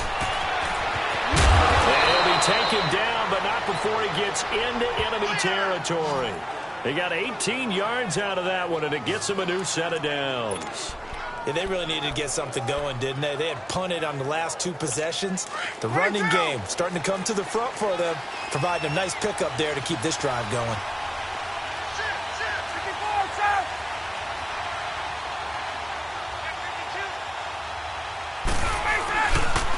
They'll toss it to Coleman. And down to the 44, 5 yards that time. This drive is pretty clear. Almost feels like old school fundamentals, doesn't it? Want to impose their will on the defense. What's that, 5 straight runs? Yeah, 5 straight carries to start this drive. And like you said, the way it's working, they may just stick with it. Get up!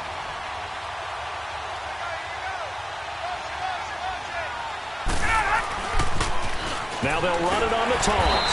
And he got blown up. Losing yardage on the play back at the 44. That'll be a loss of a yard, and it leads to a 3rd down. Yeah, that was a safety that came through and made the play. But there's no doubt in my mind, he hits like a linebacker. And we see a lot of that in today's NFL, don't we? And that time we do indeed. A big hit for a loss. Now it's Ryan. Into heavy traffic, and it's intercepted. Picked off right around the 43. And a great return as he gets this all the way down close to the 30-yard line. And Brandon, this is a real nice job defensively, getting inside a quarterback's head and figuring out, okay, where is he going with the football? Because you can make an educated guess defensively, not all the time, but sometimes. And when you're right, you've got a decent chance of coming away with the football. Now Chubb. Looking for a cutback lane, but nothing there as he's met at the line of scrimmage. Tackle made there by Robert Alford. And they'll run it here. And he's going to get this one down to the 30.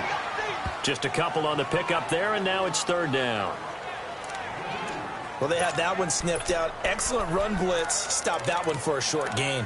What makes a good run blitz a good run blitz? The ability to stay on task, to follow up your assignment, go to the gap you're supposed to cover, and not be deterred by anything else.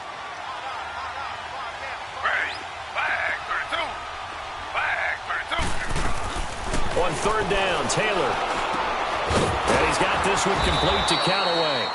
And he'll go down here right around the 23-yard line. It'll be a gain of 8, but it'll also lead to a 4th down. They didn't get the first down, but I have to say I do like the call. I like what they were trying to do. Try and hit your receiver on the run and see if he can pick it up. Keep it on his feet, get a little rack yardage. Yeah, but a nice job defensively to get to him and keep him short of the first. And his kick here is good. And the Browns are out to a 3-0 lead. So still no touchdowns in the first half, but we do have some action on the scoreboard with the field goal. So maybe now the mentality changes in this game because anytime you can get to the red zone, and if you don't come away with 6 points, you feel like it's a disappointment. In a game like this one, Being able to kick field goals means you're right there, and then you're just looking for that big break to take you over the top. And the decision to bring it out will cost him about 5 yards as he'll get this only back to the 20. Matt Ryan and the offense heading back onto the field. He's got to dig deep here, doesn't he? Team's losing. He's not playing well either. And they always tell you, don't press. You'll make things a little bit worse. But in this particular situation, you try and heighten your play a little bit. So far, he's thrown 1 interception. He wants to bounce that off with at least 1 touchdown pass in order to get his team back moving forward. And he is met in his tracks behind the line of scrimmage. To throw on second down. Ryan. And the Browns pressure gets to him that time, and he's going to go down. After the sack, they'll come up now 3rd and long. Yeah, I wouldn't be surprised to see them run the ball here just to try and get some space. No run call here. They'll look to throw instead. Looking deep for Julio. They've got his man complete. And all the way down to the 40-yard line. A big play there, Ryan to Jones. 51 yards.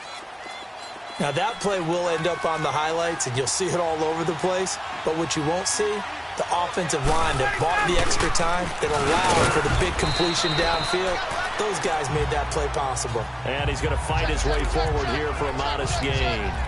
Tackle made by Demarius Randall. Partner, I think from our experience together, we have learned that most offensive coordinators are going to tell you, if I'm going to run the football on first down, I've got to get at least 4 yards. They got 5 here. They got to feel pretty good about that one. And he is met quickly in the backfield. Down he goes, folded like a lawn chair. The Falcons on 3rd down. They've only converted once in 4 tries. This will be 3rd and 6. They run the play fake to Coleman. Now Ryan. And he fires one that's intercepted. Picked off at the 17. And he brings it back to right around the 26-yard line. 1 minute 53 ticks left to go in this first half. More from Cleveland after this.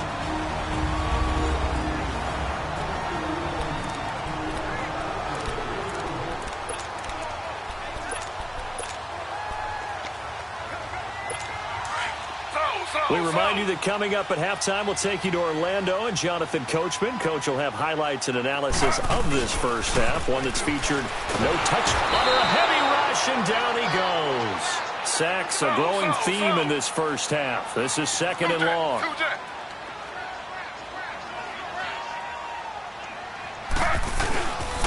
They pitch it to Chubb. And not a whole lot to speak of there as they'll bring him down shy of the 20. And they only get a yard back there. They'll be left with a 3rd down and long.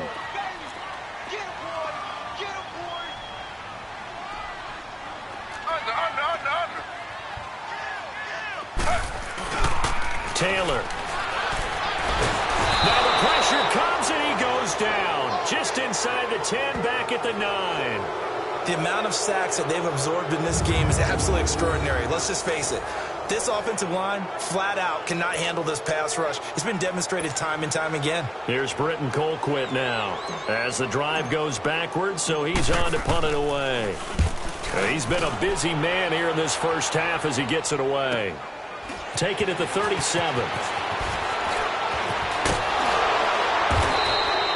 So possession goes over here on the punt. And the Falcons are set up well to begin their drive as it'll begin in enemy territory already.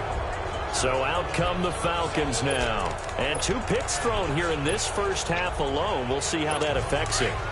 Can't wait to see where his confidence is, because the great ones, they'll throw 4 or 5 picks, and while it'll hurt their team, it won't hurt their confidence. They'll think something was just wrong with the ball or the wind or something was funny. It's never about them. That's how they stay so into the moment and into the game. I don't think any of us were surprised that they decided to start this drive on the ground after the last 2 drives ended in interceptions. Unfortunately, though, not a lot going on that first play. Yeah, I think the anticipation was felt also by the defense. Looking to throw on 2nd down. Ryan. And that one will fall incomplete. Clock here now just under 30 seconds to go in this first half. I know he wants to get his team back in the game, but a 50-50 ball right there that maybe was a little questionable. Yeah, he's pretty lucky to get that one back. I think that sometimes his quarterbacks play with a lot of confidence that borders on arrogance, and that can put your team in some dutch. Yeah, especially maybe want to look at some safer routes after the interception he had that ended their last drive. And for the third time here in this half, it's intercepted. Picked off by the former first-round pick, Demarius Randall. Well, I tell you, Brandon, this ball's intercepted, but it is third down. So the silver lining is that since this is so far down the field and there wasn't a big run back associated with it, really this kind of works like a punt. It's not an altogether bad result.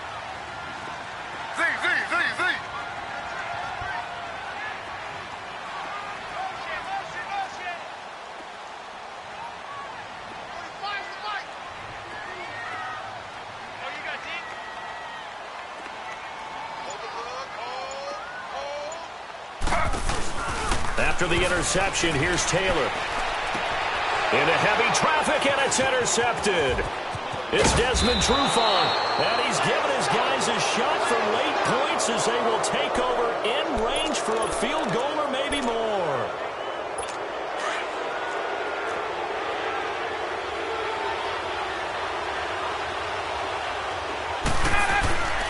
After the interception, here's Ryan. And his pass is intercepted for the fourth time today. Picked up by Denzel Ward. And his guys have got it back at the closing stages of the first half.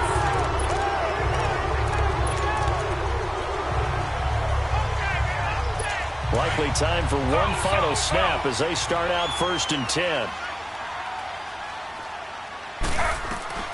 They go back to the air here after the INT on the last drive.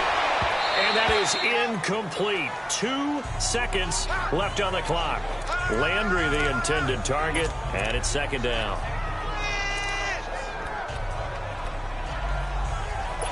Taylor incomplete on 1st down. Here's 2nd and 10.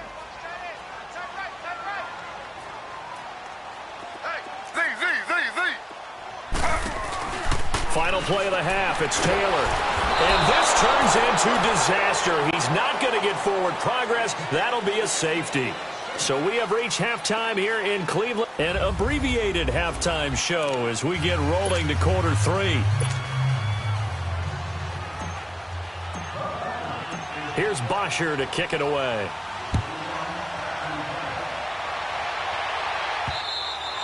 And that'll carry over the back line of the end zone for a touchback.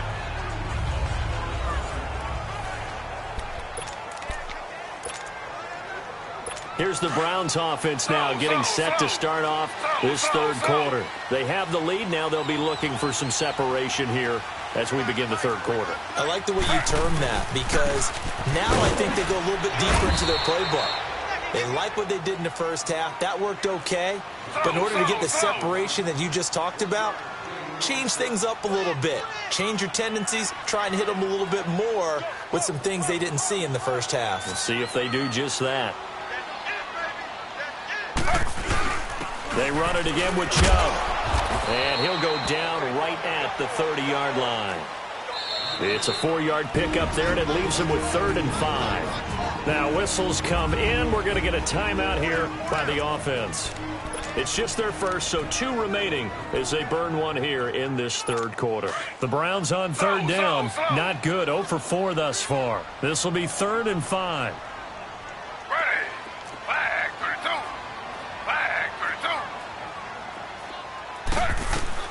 Out of the gun, it's Taylor. And this is going to be incomplete. We've seen these defenses make enough opportunistic plays to keep this one low scoring. Flying around, making plays on the ball, and we see yet another errant throw as a result. Here's Britton Colquitt now. He's been terrific so far. He gets this one away, and boy, it's another boomer. And he fields it cleanly. Give him 11 yards that time on the return. So we get set to start this 3rd quarter. Here's the Falcons offense now. They were able to get the stop defensively. Now a chance to turn that into points on the offensive end. Can you imagine what the grease board looks like at the half? Because no, tell me. That's exactly what they printed up. Stop them on defense, get the ball back for our offense, and go downfield and score some points. Now, the last part remains to be seen, but they got the first part done very well. Do people use grease boards, or you mean the magic marker board? Yeah, those two. They tried a quick hitter inside, but that one was swallowed up because what they're hoping, those big defensive linemen will take the bait and move laterally and open up a crease that they can run through. Didn't happen on that play. They will run again with Coleman, and he stopped immediately there. No gain on the play, and it's going to bring up a third down. And he had a nice play there from his free safety position to hold him to nothing. And, Brandon, remember when the free safety was always back away from the line of scrimmage? That's changed. They always have changed in a big way. The way we see it now, they're almost mirrors between the free safety and the strong safety. One will be up, one will be back, or sometimes both will be in the same spot. On that play, the free safety was there, no gain. Give him 30 yards there. And the key number on that play, 3. Third play of the drive, third down, spectacular catch, turns into a first down. First down saves him from a 3-and-out. And nothing doing. He's immediately taken down at the line of scrimmage. Officially no gain on the play, and it's second down. He had a great read there from his free safety position. And, Charles, you know with those guys, it's all about their eyes. They have to be laser-focused. Yeah, I had to fake my way through it when I was playing, but now I can see exactly what they're doing. And on that play, he obviously had no presence to feel like he's being pushed for a pass. This is caught. It's Sanu this time for a Falcon touchdown. Mohamed Sanu, 40 yards. And the Falcons are in for 6. They went 5 wide in that offensive set, and racing going 3 wide's a big deal. To go 5, how about the way that they finish things off? Did you just fit a race car reference into the game? Zoom, zoom. How about the way that you play? When you go 5 wide, that means you're going fast now. Zoom, zoom indeed. The drive summary that time, 5 plays. And the end result, an Atlanta touchdown. And this will be a touchback as that sails over the end line. And now Cleveland geared up to take the field. These guys had to punt last time. It has not been a very fruitful game offensively thus far. They haven't even made a trip to the red zone. And I know that everyone's going crazy on that sideline because that drives you berserk to come off the field, not really move the ball well. As you said, not even get to the red zone, let alone, not even put points on the board. They've got to just take a deep breath, relax, try and figure out what is working, and call more of that. And this is caught. I think he got that with one hand. An ideal beginning of the drive there as they'll get 20 and a first down. Gotta love the catch. I think you gotta love the gloves as well. Yeah, these one-handed catches, that was great, and they're fun. They're becoming a little more ho-hum, aren't they? Yeah, they really are. And I know that it sounds like we're taking credit away from the guys, and we don't mean that at all. They really work hard on this one-handed catch thing, but I think the gloves have to be helping in a big way. Throwing now, Taylor on first down. That's Njoku over the middle. And he'll take it down shy of the 45 at the 46. 10 yards on the pickup there, and it'll be second down.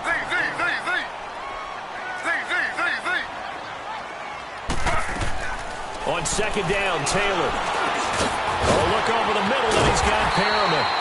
And past the 35, he'll be dropped a yard or two shy of the 30. The Browns passing game finding its stride. They've got another first down.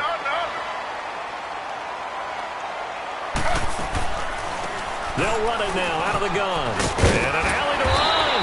They'll get it to the 23-yard line. A nice run there, 9 yards, and it'll be second down. Now Taylor to throw on second down. Oh, the ball comes out on the hit, but they'll say it's incomplete. Well, pretty good coverage there, and both of these defenses, they've had good coverage throughout this one. No doubt about it, and in today's NFL, where we're used to a bit more scoring, this feels almost like a well-pitched game in baseball on both sides, where the tension continues to build. Who's going to make the big play? And he's going to go down. He's sacked back in the 24. Vic Beasley in there with pressure yet again, and that's the 7th time they've dropped him here this afternoon. This offensive line flat out cannot handle this pass rush. We've seen it demonstrated time and time again to the tune of 7 sacks in this game thus far. And this one is right through. And that trims the lead to 3. It's 9-6 now. So that's a 7-play drive that ultimately stalls out there at the end. And things were a little leaky in the beginning on that drive, weren't they? But how about the front 7? As they got closer to the goal line, things stiffened a little bit, forced the field goal. And the decision to bring it out is going to cost him about 7 yards all told as he's taken down back shy of the 20. And here now come the Falcons. And that recipe on their last drive that resulted in a touchdown looked pretty good, so they'll be hoping to do that once more. And it takes me back to when we sat with the offensive coordinator and the head coach. They felt pretty good about their game plan and thought there were some holes in the defense, and they exploited them the last time out. Let's see if they can come back and put together a similar drive. And we'll see if they can do just that. And that one blown up quickly as he's going to be stopped before he could even get started. It's a tough one right there. He ran right into the teeth of the blitz as the linebacker was freed up in order to stuff that one for a loss. I think quarterbacks... And that's caught inside the 30. A big play there, Ryan to Jones. And even 60 yards. Well, it's one thing to grab it with one hand, but when you make a catch of that distance, quite another. Yes, sir. I mean, that one right there. We keep talking about the high-flying antics that we're seeing from receivers nowadays. Doesn't matter what spot they start in. But when it actually does happen in the heat of battle, brings me right out of my seat. It'll be a loss of a yard, and that'll bring up a 2nd and 11. So statistically, both of these offenses having a rough time getting a running game going. But boy, what a nice play there defensively. Tackling him behind the line, but you're right, you look at the numbers. Neither side looks on track in the ground game. Now Ryan on 2nd down. And that is incomplete. We've seen good cover skills on display throughout this game, really from both teams. And there's another nice example there of them making it difficult to complete a pass. The Falcons on 3rd down, lacking much success, just 2 for 7 to this point. This is 3rd and 11. Ryan. And my goodness, another interception. Picked off at the 11. And a big turnover there as his guys will get the football back. And that gives him now 3 interceptions in the game. Well, someone's locked into what they're trying to get done in the passing game. When was the last time we had someone get 3 in a contest? 2011, wasn't it? Kurt Coleman? Oh, yeah, that's then right. With the Eagles? That's right. Then against with the Eagles, and I believe it was against Washington and Rex Grossman. That's correct. On 1st down, it's Taylor. And that is incomplete here. It was Desmond Trufant right there, step for step in coverage. And we just saw another example. These cornerbacks have played tight coverage all game long. Might start wanting to think about a few double, triple move routes to try and shake their guys free. You're right, they have had no room to breathe.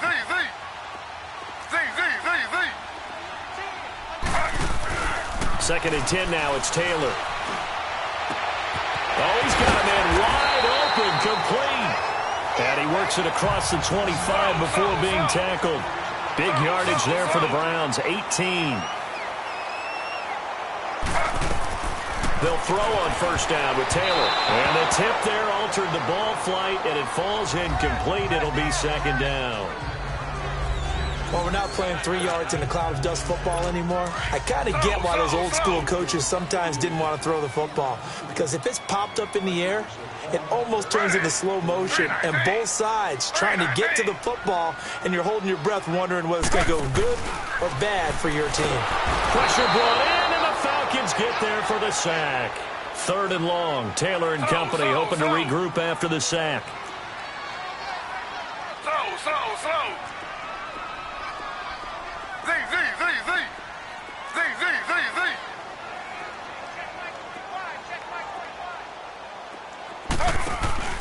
Here's Taylor to throw. And he's going to be taken down. They sack him on what will be the final play of quarter number 3.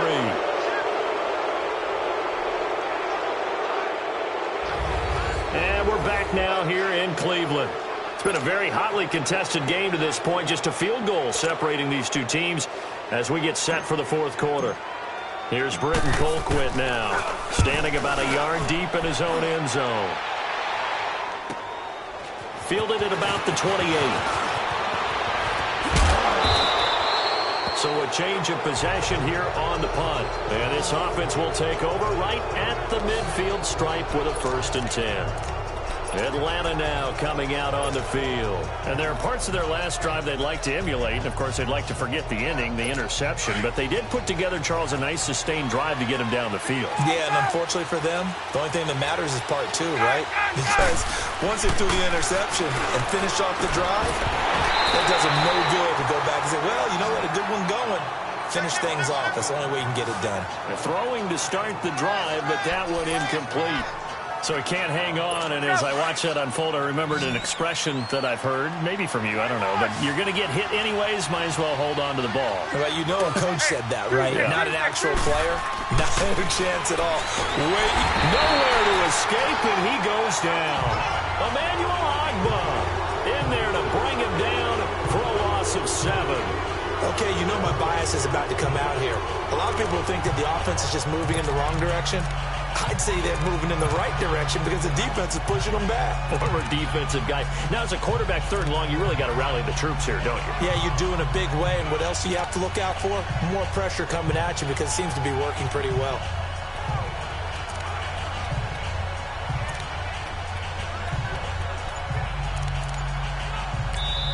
And now maybe they want some extra time to talk about this 3rd and long play as we'll get a timeout.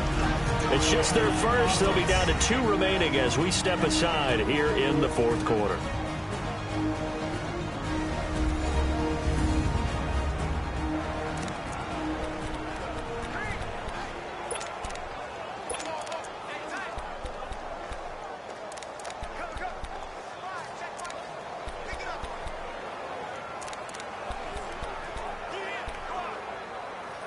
So the sack pushes him back, and now 3rd and long for Ryan and the Falcons.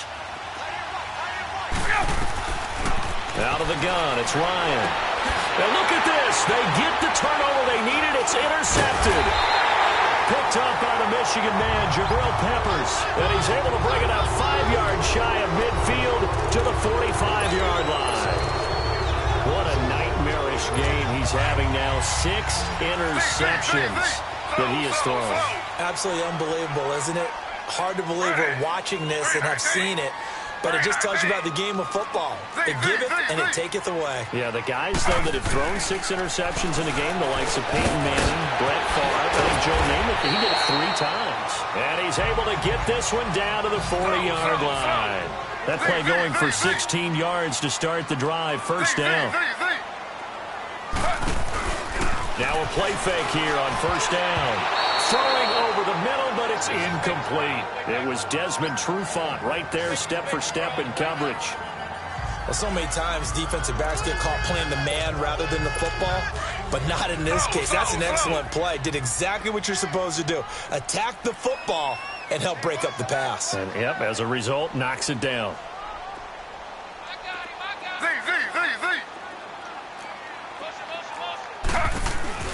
They go play action with Taylor. And a hit jarred it loose. It's incomplete. They went with a dime look on defense. 2 extra defensive backs on the field and covered up essentially every blade of grass. That allowed them to disrupt the play. So back-to-back incompletions, and that has them staring at a 3rd and 10. Now Taylor. Got an open man. He completes it to Callaway. And they'll wind up getting this one all the way down inside the 20. And they're able to convert on 3rd with a solid gain of 23. They'll run it now out of the gun. And they're going to lose some on this play. Being knocked back to the 18. It's a loss of a yard there, and now 2nd down. Play action, now Taylor. Throw right side to Perriman, and it's caught. 8 yards on the completion, but now they face 3rd down. I know we just saw a nice throwing catch, but how about the big guys up front buying that time? Yeah, that's exactly what they did. They created time and allowed the space to happen, and it turned into a really nice play.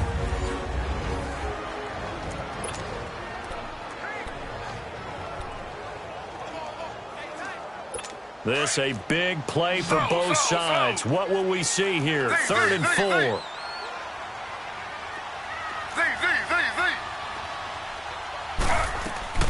From the gun, it's Taylor. He can run for it, and he will. And he will avoid the contact as he slides to a stop. Taylor able to use those legs of his to pick up a first. Well, there you go. Save your best scramble of the day for a big-time situation in the 4th quarter, picking up the first. You don't want to use it up early, right? You want to make sure you save it for that exact moment, that key time. And that's what he did, although you and I both know it wasn't planned that way. But what a nice job using his eyes, scanning the field, and realizing when it was time to exit the pocket and go. They'll give it to Chubb. And he's in. Touchdown, Browns. Nick Chubb punching it in from a yard away. And the Browns have moved out in front here in the 4th quarter. The extra point up and good. And that will make this a 4-point game. Set now to kick this one away, and off it goes. And they will not get a chance to return this one as it's through the end zone for a touchback. Now the Falcons offense gets ready to head back onto the field. And they've sort of lost their way, partner. How do they recalibrate and get this proverbial train back on track? Well, this is where leadership really comes into play. How's the head coach handling it? The offensive coordinator? Sometimes they just make a joke. All right, guys, had your fun? All right. Throw it out the window. Yeah, let's get back on track here. This is caught inside the 15. Touchdown, Falcons. Julio Jones, 75 yards. And the Falcons have taken the lead here in the 4th. Might be seeing that one on the highlight shows tonight. The home run ball here in the 4th quarter to take the lead. There's nothing like being aggressive, preaching that to your team, and then following through. All the way through. Go ahead and throw one more up there. Why not? Been a great game, and we are not done yet. Bryant's extra point up and good. And the decision to just kick the extra point winds up successful. One of the shortest drives you'll ever see. One play, 75 yards, 6 points. Here's Bosher to kick it away. That's fielded in the end zone. Oh, good footwork on the spin. And he'll take this one near the 25, call it the 26-yard line. The Browns offense heading back out to take possession. And they're hoping to redo their efforts in the last drive when they got into the end zone. And just think of what it's like now on the sideline. Because when you score a touchdown, you have to go over and look at the tablet and see what you did on the last drive. When you scored points, it's a whole lot better view than when you're trying to figure out how to fix things there. On 1st and 10, it's Taylor. And the Falcons get there. The Falcons get the sack. Down he goes. Vic Beasley in there to get him his 2nd sack now of the afternoon.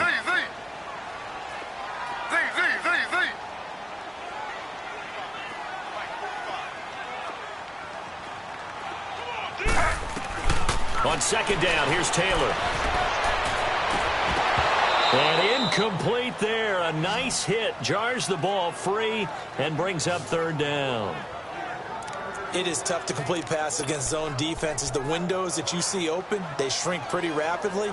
How about being able to hit a moving target against the zone before the next guy can get there and make a play on the ball? Not easy for any quarterback, no matter the situation. And there, the defense won the battle. To throw is Taylor. And he's going to be brought down. Back at his own 6-yard line. Vic Beasley able to disrupt yet another pass play. His 3rd sack of the afternoon. Now hold everything here. We're going to get a timeout by the offense. So that will leave them with no timeouts left. Still plenty of time on the clock. We'll see how that affects things here in this 4th quarter.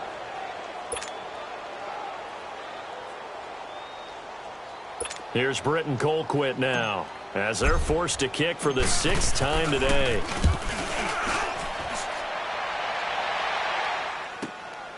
That's pulled in at the 32. Sheds off the tackle. A terrific return there, 27 yards all told. And this offense, they're going to have excellent field position. They take over with a 1st and 10 on the short side of the field.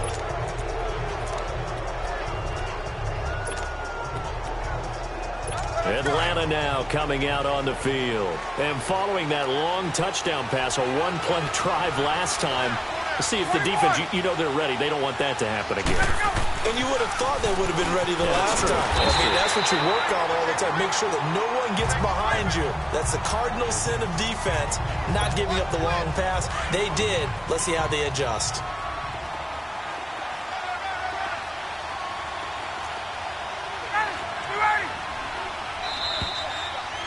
Time for a break. We're back to see what happens after this. So it's Falcon football as we welcome you back. And let's see what they've come up with offensively after having time to talk it over. Hey, Tuesday. On 2nd down, here's Ryan. Going up top. And look at this. They get the turnover they needed. It's intercepted.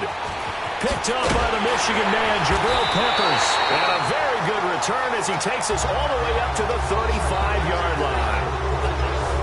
You got this slim lead late and the football, so why are you throwing it there?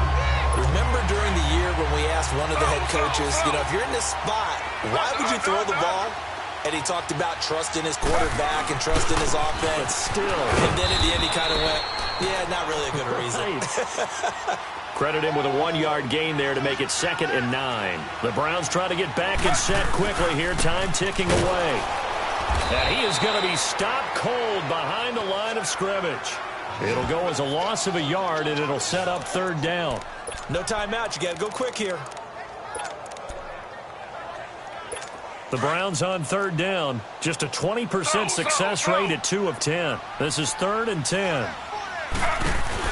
They'll look to throw. Oh, a scrap for the football, and he's going to come down with it. A gain of 19 and picking up the 1st. 1st down now, but that clock rolling. They'll run it now out of the gun. And that play will go nowhere. Losing yardage back near midfield at the 49. A loss of a full 3 yards, and now it's 2nd down.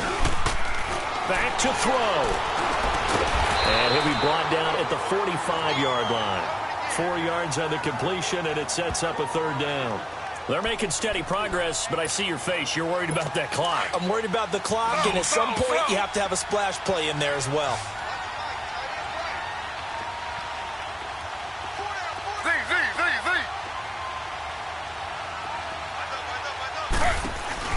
He'll look to throw. And nearly intercepted there. That would have been ball game if he had clinched it and caught it. Instead, it gives him one more chance here on 4th down. So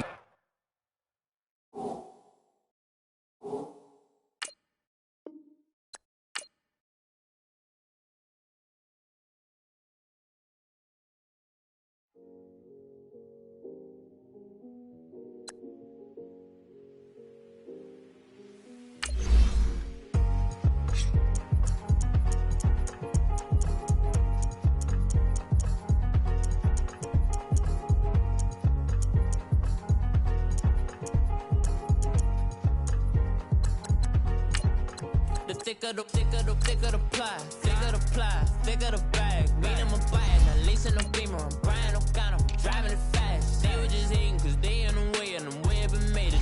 The mad, man in that bag, cause I'm all in my bag. Well, I ain't holding around, just a little murder. Now the cutie, now I don't give a. Tell me why I would on the rose bar couch in my bag. Bands in my denim. In my denim, she was trying to for it out, she don't give a. She was in her bag, Fendi and some lane, asked for a burger, watch in the front seat of the fouled out J. We living so wild like Nas. When she was on vacation, we was on roll like tires. Where we gon' that? I'm in my bag like I'm in my bag, Mike. I'm really just running for money. I'm love flow, Joe chasing the check. I'm really gon' run up up the money. I'm Carl Lewis, really running the best. Calm moving through these hoovers, I maneuver with the bag, baby. Never feeling stressed, calm moving.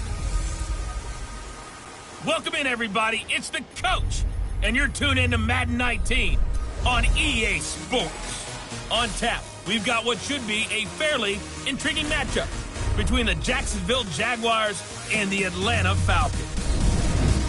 With that, let's get up to Atlanta. We're standing by at Mercedes-Benz Stadium. All right, thanks, Coach.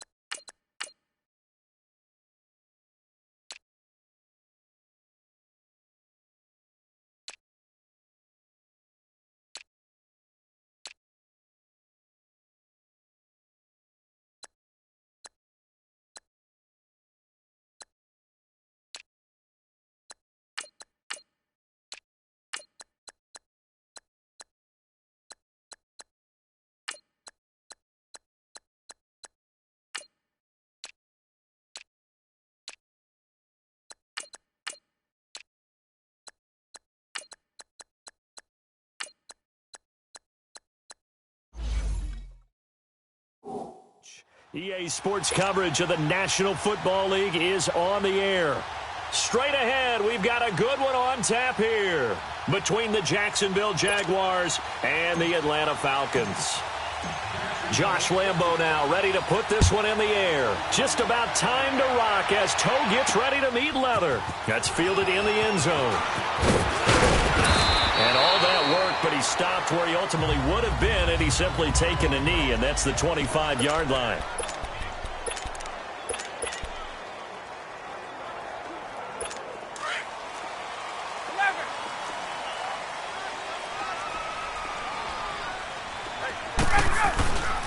The former Indiana Hoosier here, Tevin Coleman. He's at the 50, the 30, the 20. Touchdown, Falcons. Tevin Coleman, 75 yards. And the Falcons have taken the early lead. The first play from scrimmage. Some of these people haven't even taken their seat. That's what is commonly known as a fast start. That's what my horse racing friends would say. They caught a flyer out of the gate, and guess what? They're in the lead now. Here's Bosher to kick it away. This will be fielded on the back line of the end zone. And no run back here. This will be a touchback, and it comes out to the 25-yard line. Bortles leads the Jags up 1st and 10 at their 25-yard line. To throw is Bortles. He rifles one that's intercepted. It's Desmond Trufant. Well, that's a drive killer right there. Not a really confident throw either. This one was kind of up for grabs, and it's going to come down the hands of the wrong team. Line of scrimmage, the 31 now on 1st and 10. And they'll go with a ground attack here. And he's going to be met at the line of scrimmage and taken down. No gain on the play there, 2nd down. He makes a wonderful play there off the corner, protecting his side of the field. Oh, that reminds me of the great defenses of old, doesn't it? The Pittsburgh Steelers, Steel Curtain, they would not let you get on the field if you could only do one thing. You had to be a complete guy, and you had to be able to tackle. Now, I know I've said this before, but you know I wasn't alive when the Steel Curtain was playing. I know them, but I just want to let you know I wasn't alive. I'm going to keep peppering that in there, and one of these days you're going to think that you were. A big part of a middle linebacker's job is being able to take on blocks and then go make plays. But the best ones, they have those big guys in front of them playing defensive line to hold blockers off of them and allow them to flow sideline to sideline and make the big hits. Here's Ryan. The ball popped in the air and intercepted. A.J. Boye with a pick. And the return just out across the 15 to the 16-yard line. And that's a great example of ball skills right there, partner. You and I do a lot of games, and I can't tell you how many guys look to run with the football before they've intercepted it. So that's a nice job of focusing on the task at hand and coming away with the interception. And he'll take this up only to about his 18-yard line. 2 yards on the pickup there. It'll be 2nd and 8. They tried a quick hitter inside, but that one was swallowed up because what they're hoping, those big defensive linemen will take the bait and move laterally and open up a crease that they can run through. Didn't happen. Pressure brought in, and the Falcons get there for the sack. Following the sack, 3rd and long for Bortles and the Jags.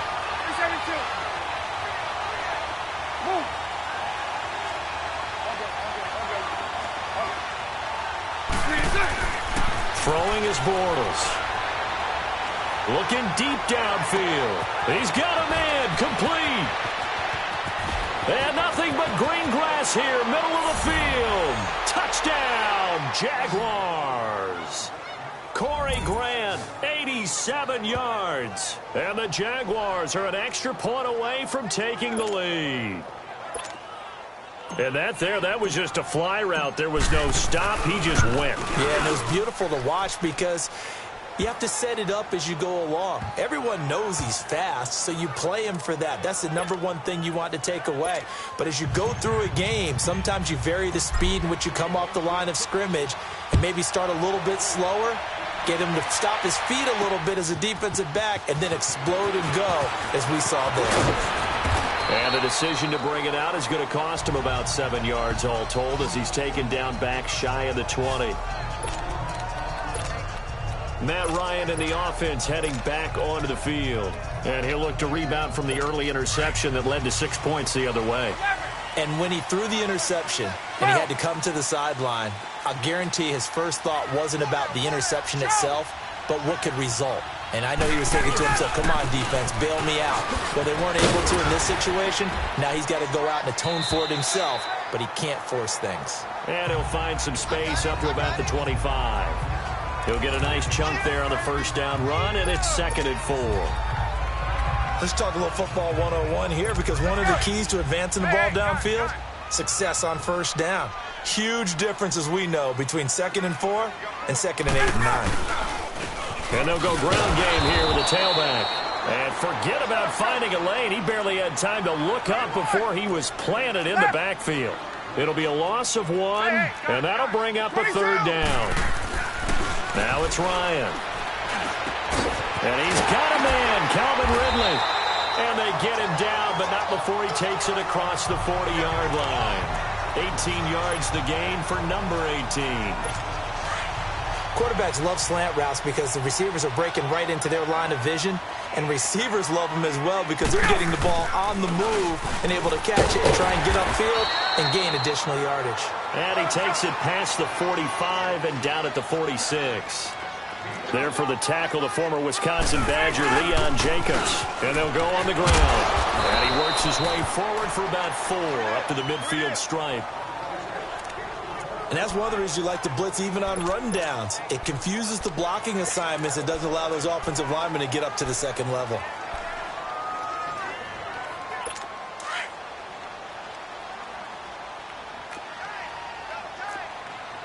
Hey, Tuesday. 22. Switch, go. They'll run for the first time with Devontae Freeman.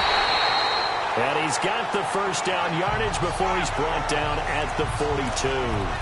8 yards on the pickup there, and it moves the sticks. Yeah, once more, strong running, excellent blocking at the point of attack. They've got a nice little drive brewing right here.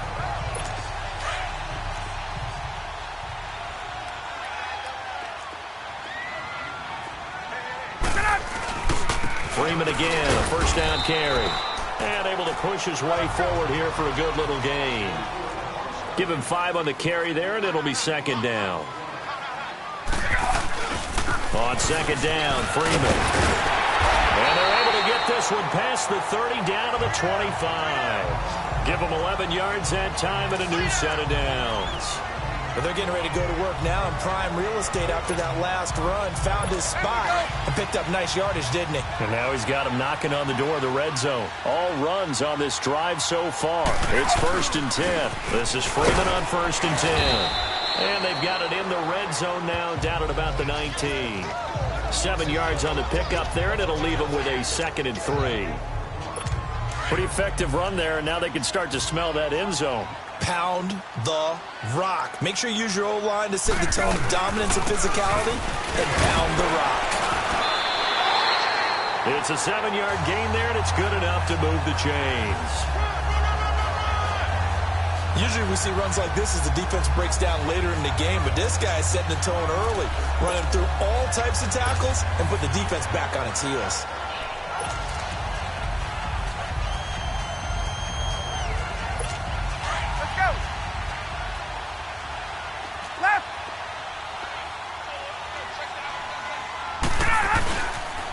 Now they'll run it on the toss. And he'll take it into the end zone. Touchdown, Atlanta. Tevin Coleman with his 2nd touchdown in this opening quarter. And the Falcons are in for 6. And a pair of rushing touchdowns now for him in the first quarter. And I'm liking what I'm seeing from his big guys up front because they're winning the leverage game. How many times we talk about low man wins, right? Move the defensive front aside, create those gaps and holes. He's found his way through them for 2 touchdowns. And after both of those touchdowns, he went right up to that O-line and hit each of them on the helmet. He recognized it. That's a smart man. You know what else he should do? If this continues, take them all to dinner. Here's Bosher to kick it away. This is taken about 7 yards deep. And no run back here. This will be a touchback, and it comes out to the 25-yard line. And out now comes Jacksonville as they get ready to go. And for them, a touchdown their last go-around. Obviously, they'll be hoping to do that again. And when you start plotting for this drive, when you start thinking to yourself, okay, what are we going to do? You don't go away from what you did before because that worked, but you have to be prepared for wrinkles and count. Oh, this is taken in. It's complete. And they'll get this well past midfield before being stopped just before the 35. They give them a gain of 38. So how about that for a chain mover? They're all the way down inside the 40 now for 1st and 10. Hank.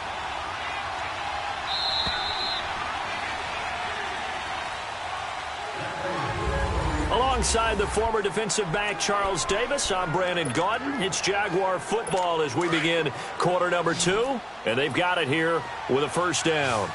Line of scrimmage, the 37 on 1st and 10. Throwing on first down is Bortles. Open man right side is Sharp. And finally down he goes as they work it inside the 10 to the 7. Give him 30 yards there. You can see the time and effort and thought that they put into their passing game because it was evident right there. It looks like a simple pitch and catch, but you and I both know that they have planned for this and worked hard to make it happen. They'll try and run for it with Fournette. And that'll move him a little closer as he takes it from the 7 down to the 4-yard line. Well, they didn't get a whole lot out of that one, but I think you got to continue to try and run and try and keep the defense honest. You mean, or also just sit back, dare you to throw it on every down? Yeah, you get your quarterback hit a lot that way, too. On second down, here's Bortles. Dumps it off to Fournette. And he's going to be taken down right at the line. They'll get nothing out of that one, and it's going to lead to a 3rd down. They couldn't get anything going there out on the right side of the flat of the swing pass. And didn't we have a discussion with their staff about wanting to get the backs more involved in the passing game? Huge emphasis for this game, but Obviously, the defense had other plans and really made a nice play. Here's Fournette. And he'll take this one in for a Jags touchdown. A great effort there. Taking it in from 4 yards out. And the Jags are able to cash in for 6. Able to punch it in on 3rd down makes it easier for those guys on the sideline. They didn't have a 4th down decision to make. Yeah, could you feel the exhale? Because they were already thinking ahead, as all the good coaching staffs do. Anticipating, will we have to make the call? They already had it lined up. Never even got to it. Point after by Lambeau, up and good. And the decision to just kick the extra point winds up successful. Defense. And that one was relatively easy to see. I noticed that from up here. Yeah, it doesn't take a whole lot, does it? Sometimes you get multiples. What I always love on these offsides is when each side points at the other. Hey, you did it. No, you did it. They deciphered that one correctly. And this will not be returnable. It's out of the back of the end zone for a touchback.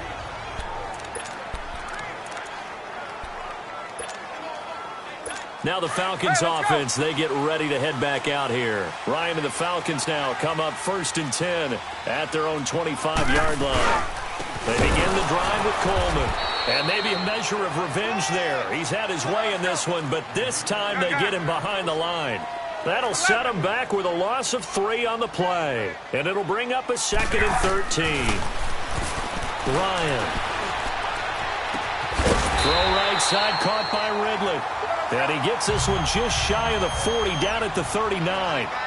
17 yards on the pickup there, and the drive will continue. This is Coleman, and he's going to be stopped up quickly here. Just a yard up to the 39.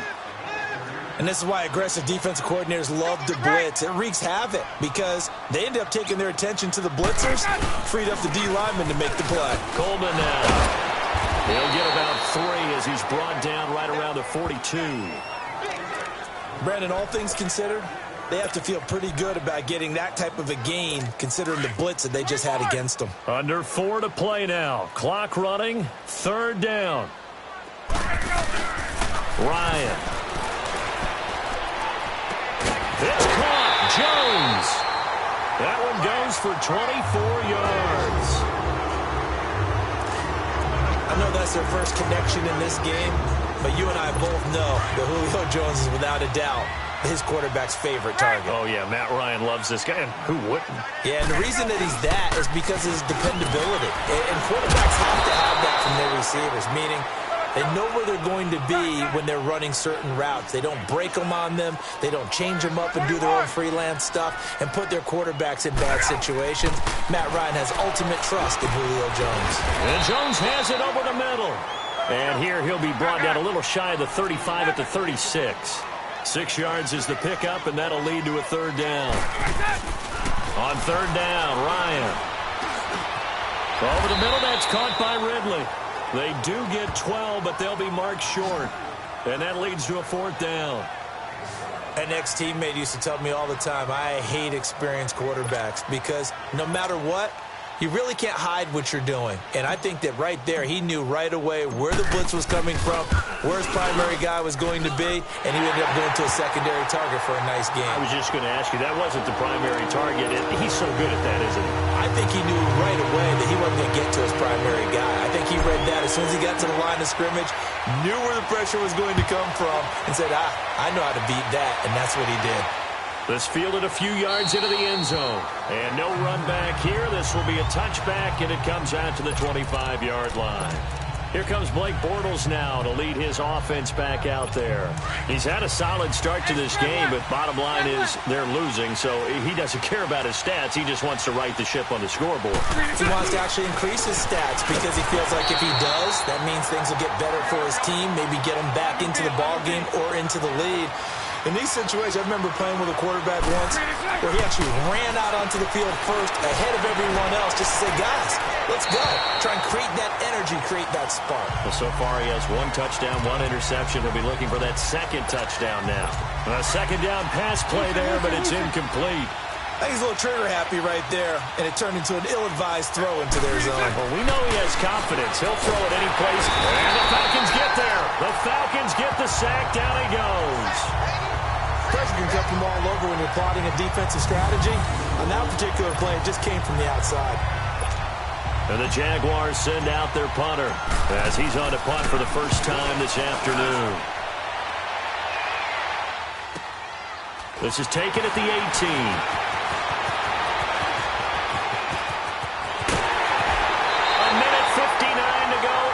First half. We're back to Atlanta right after this timeout.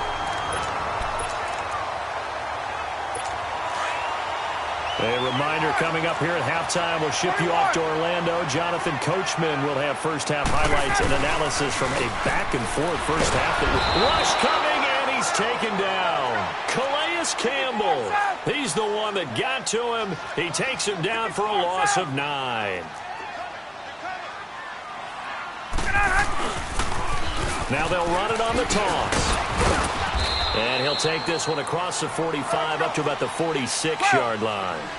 He'll get 3, but it leaves him with a big hole here on 3rd and very long. Hey, white. 39. Now Ryan. And he will find Ridley on the left side. And he'll get this one down near the 20-yard line, just shy of the 20. A big gain of 31 on 3rd down. Hey, let's go. So the big play gets him all the way down to the outskirts of the red zone here for 1st and 10. Now they'll run it on the toss. It's a 6-yard pickup, and it gets him to 2nd and 4.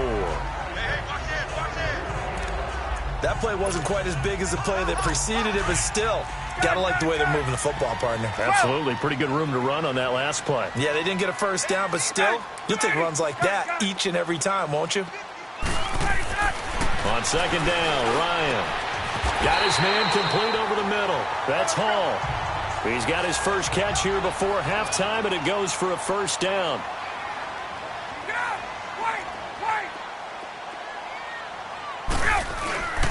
They'll try and run for it on 1st and goal. And maybe a measure of revenge there. He's had his way in this one, but this time they get him behind the line.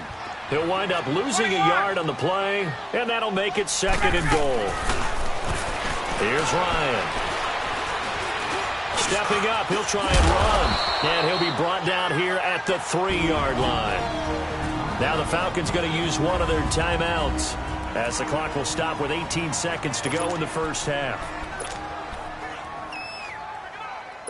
The Falcons on 3rd down. They've converted 4 times out of 6. Not bad. This is 3rd and goal. They come out here in the I. They'll look to run with Freeman. And he will take it in for a Falcon touchdown. Devontae Freeman as the first half is winding down. And the Falcons will extend their lead. And that lead is now 7 with a chance to go to 8 or more if they want to get crazy here, which we don't expect. But I just know the way the game's being played, the analytics, there's going to be a lot more of going for 2 in a lot of situations, isn't there? Yeah, there's going to be. And I think their focus here, they don't want to give up anything going into the lockers on the other, and just a little bit of time left on the clock. Yeah, they don't want to do anything to erase the good feeling they have right now by getting this late score in the half.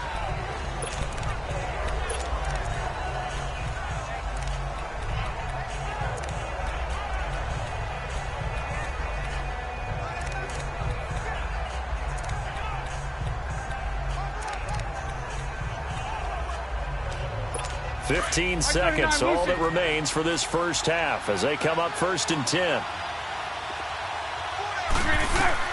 On 1st down, Bortles. He's going to wind up and air it out. And incomplete. Crisis averted. Almost picked. Instead, 2nd down.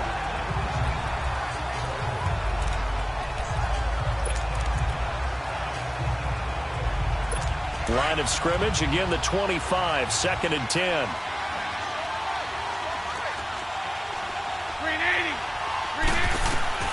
Bortles will try again on 2nd down. Going for the deep ball. And got his his man, complete. And all the way down to the 29. Now whistles and a timeout with 3 seconds left in the first half.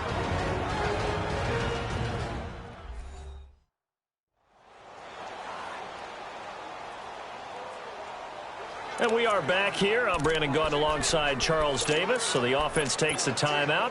And now we're set to get going. So 3 seconds here remain in the half. On is the field goal unit to see about getting 3 points. From the left hash, this from 46. And Lambeau will put this one through. We have, due to time constraints, we move you forward in today's broadcast to the beginning of the third quarter. Here's Bosher to kick it away. Short kick. One of the up middle take it now. And they'll be set up pretty nicely here as they have it up to the 35-yard line. Out come the Jaguars now as they'll go on offense first here in this third quarter. They're close game, but they're going to need to do a little bit better probably here in half two, no? I would agree with that totally. I would guess it in the locker room. They talked about cleaning up some of the errors, but overall I think they wanted to be positive with them. Guys, we're right there. Just not playing as well as we need to. Let's pick it up, and we still have a chance to win this game. Yeah, they do. We'll see if they can pick it up. Well, we saw them there trying to get it to the outside, trying to get to the perimeter, but not a whole lot of room there. But there's got to be one positive to that.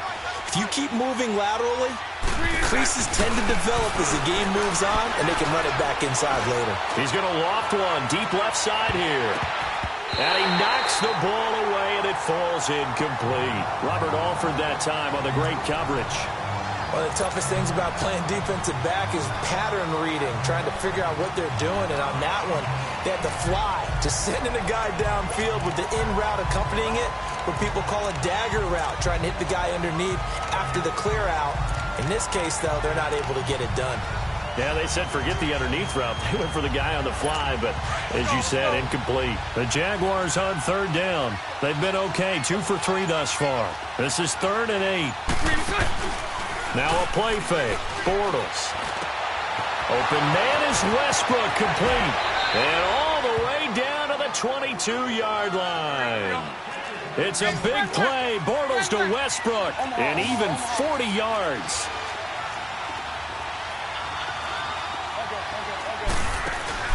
Now a play fake here on first down. Got his man. It's caught. Touchdown, Jaguars. In for the score. And the Jags are able to cash in for 6. And, partner, they found a gap there on the post pattern, and it was in the middle third of the field. And that's really difficult to do because ordinarily the safeties are back there to prevent that happening. But they found the opening and exploited it. Extra point tacked on by Lambeau. And the decision to just kick the extra point winds up successful. Defense. Charles, did I just hear that right? They declined the personal foul. 3 yards, they just declined them. And I have to think that the official is thinking to himself, did I just hear that correctly, that you declined that one? All I can think of is that someone on the field got confused. Must have. It had to, because you're going to take the yards on that penalty each and every time. And that'll carry over the back line of the end zone for a touchback. Here comes the Falcons offense. It's their first possession of the second half now. They trail offense, first time to touch the ball in quarter 3, and we'll see what they can do. And I can't wait to see what they have planned, because some teams script to start a half. Other teams just go, okay, these are the sequence of plays we want to run. These things worked well for us. And sometimes they throw in that big chunk play right away. Shocker. Try and get after them early and try and create a big play to give themselves some momentum. See what they have up their sleeve. And nearly picked off there. Almost intercepted. Instead, second down. Oh, man, that was close. The opportunity to change momentum, big play, right in his hands, unable to come down with it. And a sigh of relief, no doubt, on offense if that fell harmlessly to the ground. Hey, there we go. Again on 2nd and 10, it's Ryan. Into heavy traffic, and it's intercepted. A.J. Boye with a pick.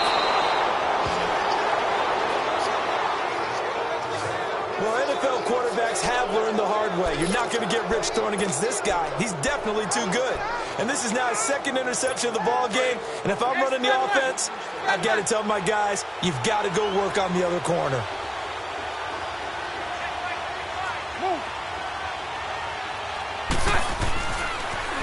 Now they'll run it on the toss. And that play going absolutely nowhere as he's belted before he could get out of the backfield. They'll wind up losing 3 yards here. And that'll make this a 2nd and 13. Anytime you call an inside running play, you just know there should be a lot of congestion there. You're counting on your offensive line to take control of the line of scrimmage. That didn't happen in this case, and that play got bottled up. He's going to launch this thing way downfield. And not only did he drop it, he dropped it in the end zone. The beauty of being able to play a zone defense when you can sit back and see the ball coming out of the quarterback's hands, guess what? Creates a lot of confusion, kind of a muddle in the middle of the field where you can go make a play on the football. The chance of wasting this great starting field position, a real threat. This is 3rd and long. The open man is Shark. It's complete. 23 yards on the play. And that's how you throw for a whole heap of yards in a game. You get efforts like that from your receivers. How about him laying out for that catch? Yeah, excellent. Makes the quarterback look a whole lot better. Bortles now 5 straight completions here in this second half. 1st and 10. They'll run it now out of the gun. And he will get this into the end zone for a Jaguar touchdown. A great play there. His 2nd touchdown of the afternoon. And the Jaguars add on to their lead. And he certainly played a pivotal role with those 2 TDs and why they're up on the scoreboard right now. Well, someone's all about winning, aren't they? Because he's not worried about the number. Sure, it's great to have 2 touchdowns. But the bottom line is what he's doing is contributing to their lead. He wants to continue to do so. Here's Lambeau out to kick this one away. And this will be a touchback as that sails over the end line. Here comes the Atlanta offense now ready to take over here. And following the interception, just any interception, are you a little bit more cautious when you start that next drive, or no, you just throw that out the window? I think you are. I don't think that there's any way you can run back out there and go, totally didn't affect me. Let's just go ahead and be loose with the football again. You're going to take care of it, but you have to be careful about being too cautious because now you can't run any offense at all. Still want to attack. We'll see how they attack him here. The first play of the drive there is incomplete.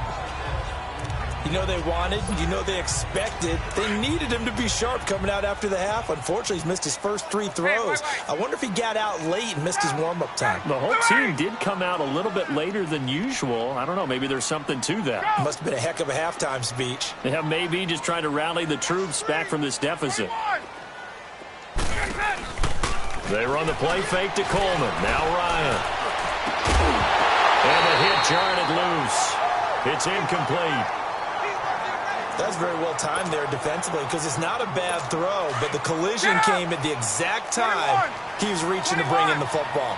Really, really well done. Decent offense, just better defense. I think you're right. Hey, Tuesday. On! Hey, wait. To throw on 3rd down, Ryan.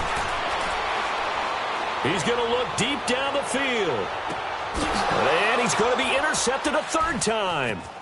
A.J. Boye with a pick. And he'll take this across midfield and inside the 45. Both defenses have had their struggles, but they've been good enough to get them this lead, and another nice play there to help preserve the lead. It's been a game of punch-counter-punch, hasn't it? All throughout. But this time, the big swing was taken, and it didn't land. Nice play by them on defense. And they'll try the ground game here with the running back. And he is met at the line of scrimmage, and he goes down right there. Call it no gain on the play, and it'll be 2nd down. Perfectly designed blitz right there. They took that one from the grease board to the field because they were able to free up their linebacker to get into the backfield and spill the play.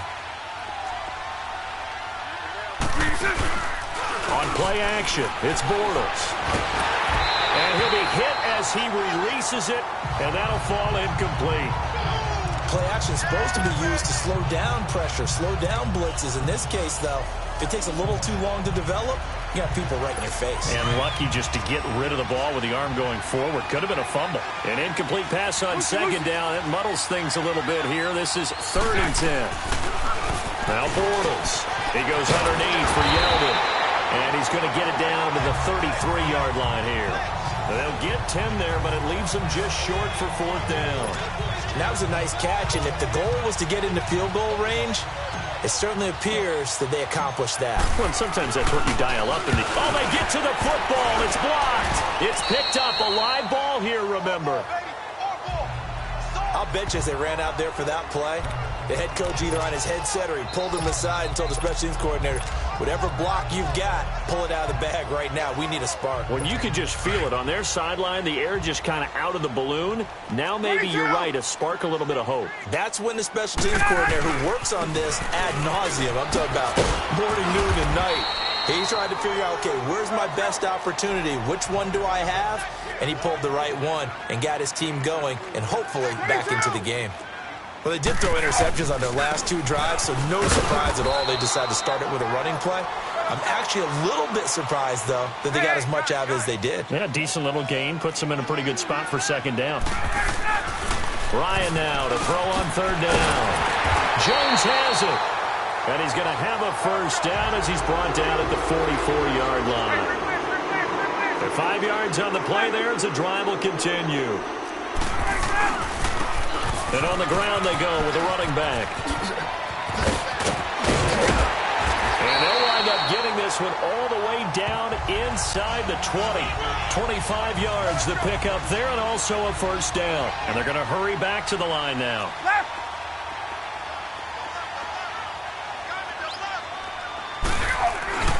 Running game working. They'll stick with it on 1st down. It's a pickup of 4, and it'll bring up 2nd down.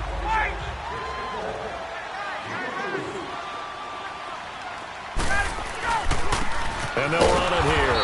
And for one of the few times here today, this run's not going to go anywhere. No gain on the play, and it's going to bring up a 3rd down.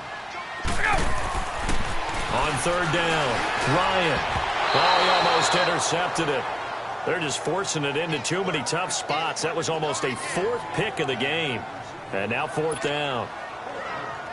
I'm trying to decipher what's going on out there because I don't know if he's just getting bad reads. I don't know if the defense is confusing him. I don't know if he just has, bad info and intel before he snaps the ball. But he's made some pretty bad decisions with the football lately. Has several bad decisions on the interceptions he's thrown in. Frankly, that should have been another pick right there.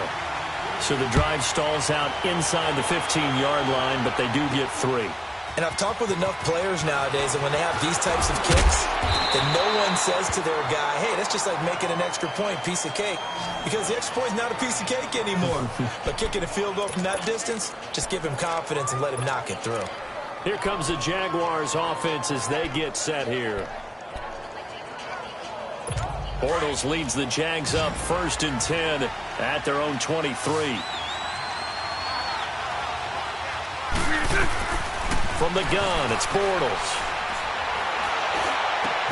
That's into the hands of Westbrook over the middle. And he'll be taken down, but not before they work it across midfield. He got 29 yards that time. I think it all came together there. In-breaking route, drove it with excellent pace. Money throw right there to move the sticks. Bortles now a perfect 8 for 8 to start the 2nd half. Not bad. 1st and 10. To throw is Bortles. He's going to sling this deep downfield. So they took a shot on 1st down but couldn't connect. Sure, that pass was incomplete as they made an attempt to get a big one downfield. But that's okay because the second part of that is if you don't get the completion, at least you've told the defense you're trying to stretch them out a little bit, and they may have to change accordingly. Back to the air on 2nd down. It's Bortles. Pressure brought in, and the Falcons get there for the sack. Jack Crawford never giving up. He's able to keep working and get him for a loss of 12. And no matter what the situation, the O-line just hates that because they feel like they didn't protect little brother back there, right? Man, that's just so difficult for them because just think about every single play. When you decide to throw the football, you're dealing with some of the best athletes on the planet. You talk about guys, if they weren't playing football, they'd be starring in the NBA at power forward. It's a really difficult task. Even without a ton of pressure in his face, it just shows how difficult it is to pick apart his own defense. Those guys are sitting back, and they're not playing receivers as much as they're playing the eyes of the quarterback and when he delivers the ball.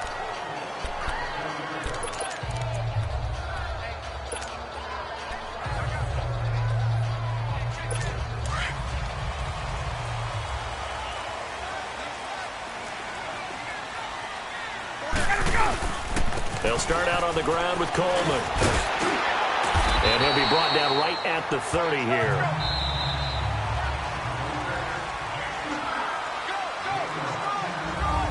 Back now here on EA Sports. It's the Falcons. They'll have the football, but trailing on the scoreboard as we get set to begin the fourth.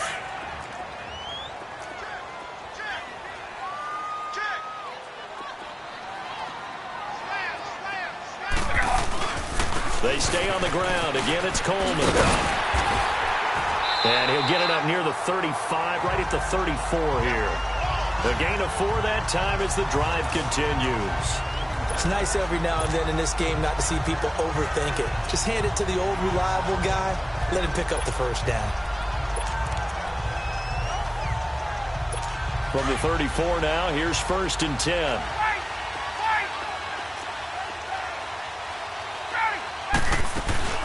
Right back to him on 1st down.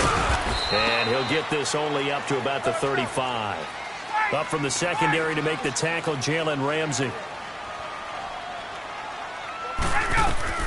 On 2nd down, here's Ryan. On the screen, this is Coleman. Room to run past midfield. 30, past the 20. Touchdown, Falcons. Tevin Coleman, 65 yards. And the Falcons are an extra point away from tying the football game.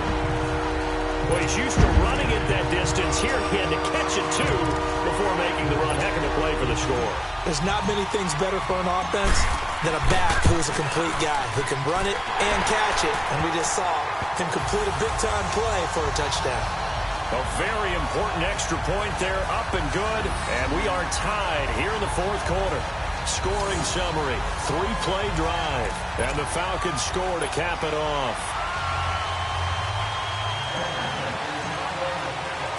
Set to go now with the kickoff. These two teams all even again as we continue in this wild 4th quarter. This will be fielded on the back line of the end zone.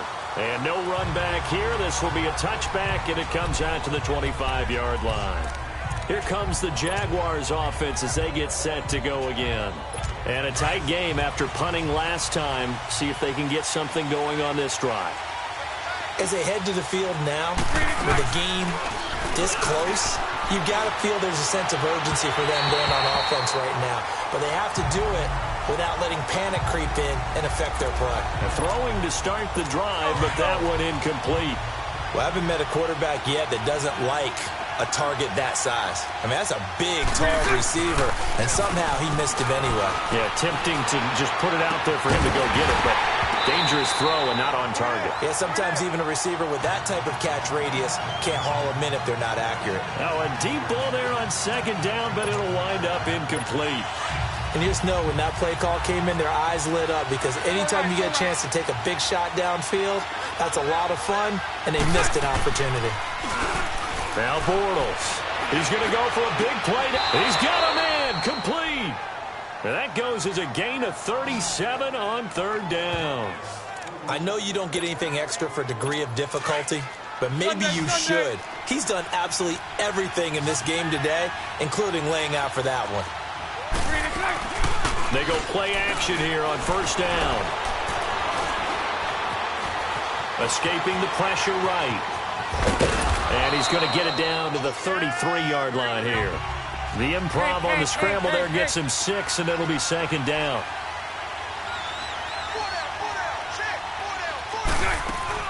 They fake the handoff. Now Bortles. Rolling to his, and he can't find anywhere to go with it, and he goes down. Jack Crawford in there to pick up his second sack now of the afternoon.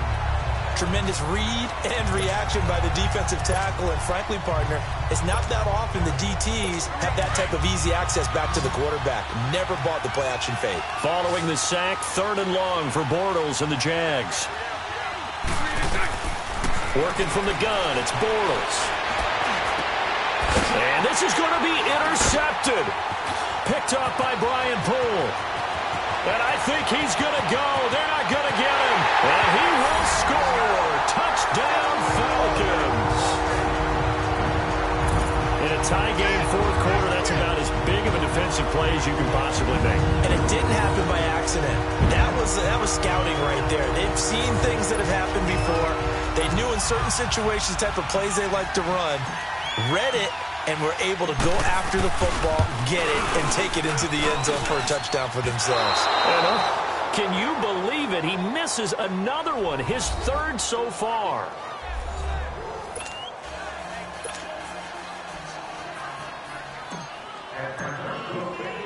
So they'll get another shot on offense following that pick 6, and now the kick is away. This will be fielded on the back line of the end zone. And no run back here. This will be a touchback, and it comes out to the 25-yard line. And out now comes Jacksonville as they get ready to go. And last time, decent field position through the pick 6. Obviously costly. But they can't afford to just bunker in now. All right, good field position means go ahead and attack on offense. Try and press the advantage a little bit. They just have to be better with the football on this possession. So the last one didn't. And he's going to be intercepted a 3rd time. It's Desmond Trufant.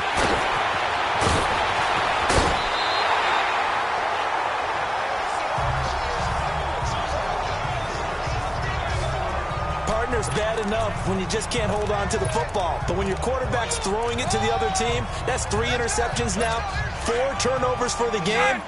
You really have no chance to win the football game.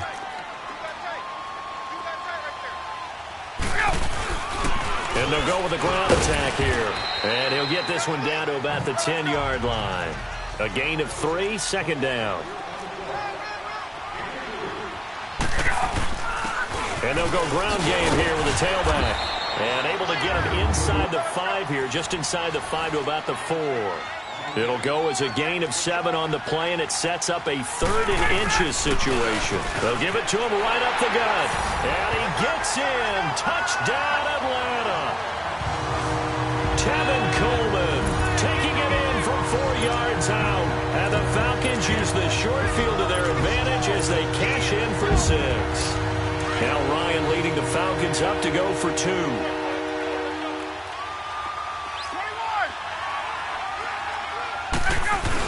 They'll try and run with Freeman. And he gets halfway there down to the 1-yard line. Well, they couldn't be happy that they were having to stop a 2-point conversion because that means they gave up a touchdown. But a little solace there. You saw some good gang tackling, stacking him up before he can get to the end zone. We talk about offensive units putting in more 2-point period sessions in practice. Defensively, do you do the same? Absolutely. You have to because you never know how aggressive these offenses are going to be in games nowadays. Getting set to go again, Blake Bortles marches back onto the field with his offense. With his guys trailing here in the 4th, he can ill afford a repeat of the interception that ended the last drive. Yeah, you're 2 scores down. You take it upon yourself now to play perfect or near-perfect football if you want to get your team back into the game. But it's also tough to do when you're trying to avoid errors, yet still play perfect football. And it drops down incomplete. Thought he might have had it. Instead, 2nd down. Got to be wary of throwing an interception here because the defense knows they're going to get tested deep. That's why they're going to put a couple of extra guys back there to try and prevent that. Yeah, late in the 4th quarter here trying to preserve the lead. Bortles again here on 2nd and 10.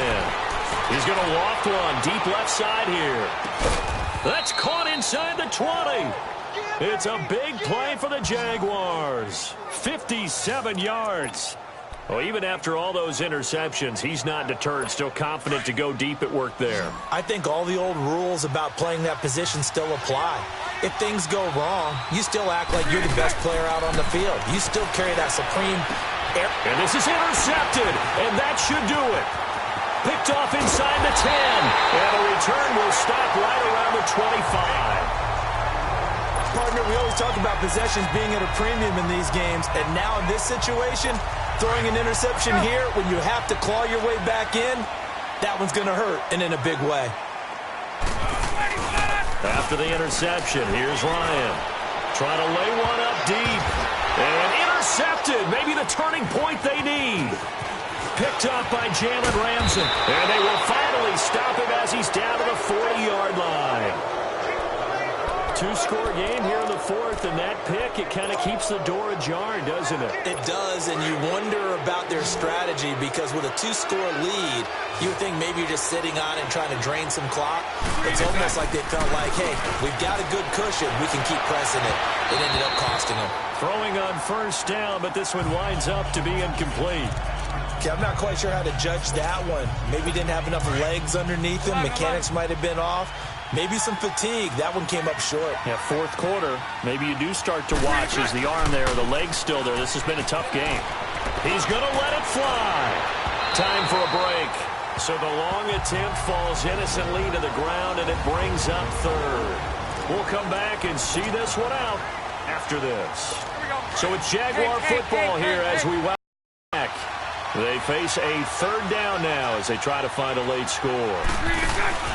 Here's Bortles to throw. A throw left side complete to his receiver Westbrook. And all the way inside the 15 before they drop him. A gain of 26 on the third down conversion. The goal for any offense versus his own defense, find the holes where guys are available and put the ball on the receiver before any defender can step up and fill it. They did it well there. Perfectly executed crossing route. Bortles. And he's locked up. Taken down. Back at the 25. Tech McKinley in there to drop him as the clock continues to roll. On second down, here's Bortles. Oh, the pressure too great, and he goes down once more. Counting down toward a minute to go in this football game.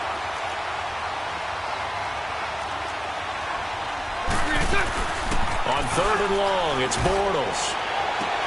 And this is intercepted, and that should do it.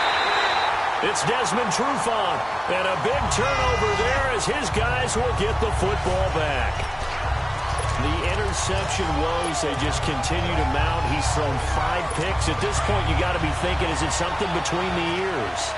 I think a confidence hit does occur once you start getting those numbers up there a little bit. But as you and I both know, it's not always just one guy's fault. Maybe somebody ran the wrong pattern. Maybe some balls were tipped. It could be so many different things. Bottom line, though, it comes back to the guy throwing them. Now it's Ryan. Looking downfield for Jones. And he's unable to grab it. Thought he might have had position. Couldn't hold on. Third down. Fair to say the secondary play, whichever side you're on, hasn't really been a glowing exhibition so far, but a nice job there to prevent a long completion. I agree with you, but at some point, someone had to make a play and try and stop this exhibition of almost... Pressure gets to him, and down he goes. Back at the 4-yard line. And now the Jags defense deciding to call a timeout as they get it right at the 32nd mark of this fourth quarter.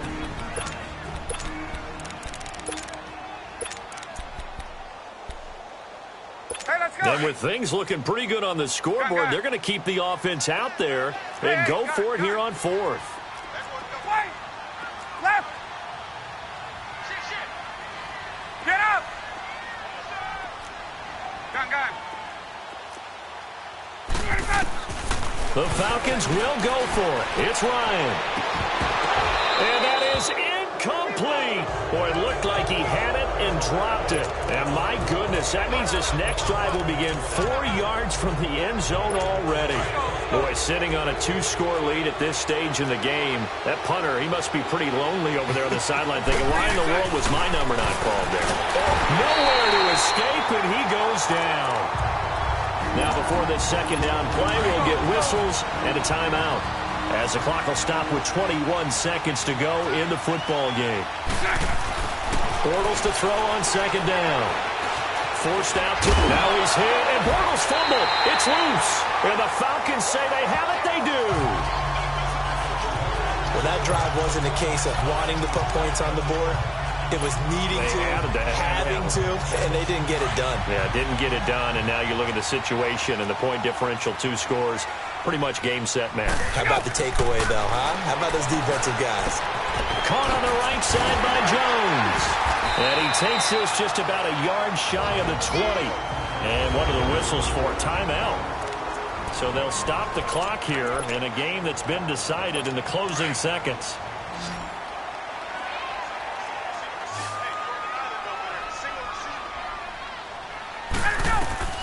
Ryan wants to throw it. Now they set up the screen. That's complete. And he goes nowhere. He'll lose yardage back at the 17. And they just took a timeout with 2 seconds to go. This one obviously decided. Not sure they needed to take it, but we'll take it with them.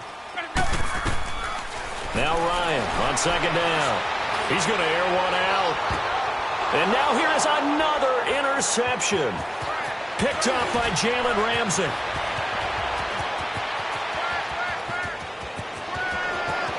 And they will score. It's a Jacksonville touchdown. Well, don't change that channel just yet. This one may have gotten a bit more interesting. Put down the remote, put down the clicker. This one looked like it was over. It looked like they were ready to seal the deal. But in doing so, by pitching it around a little bit, it cost them. We could have a great finish.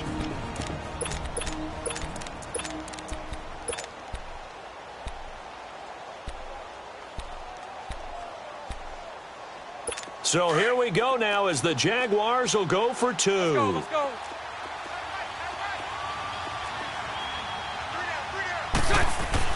One final try now for Bortles. Dancing to his left. Well, we saw a close game that kept us on the edge of our seats down to that final whistle. And right before that final whistle, defense with one last exclamation mark there, getting the sack to end it. I love how you phrased it because we were...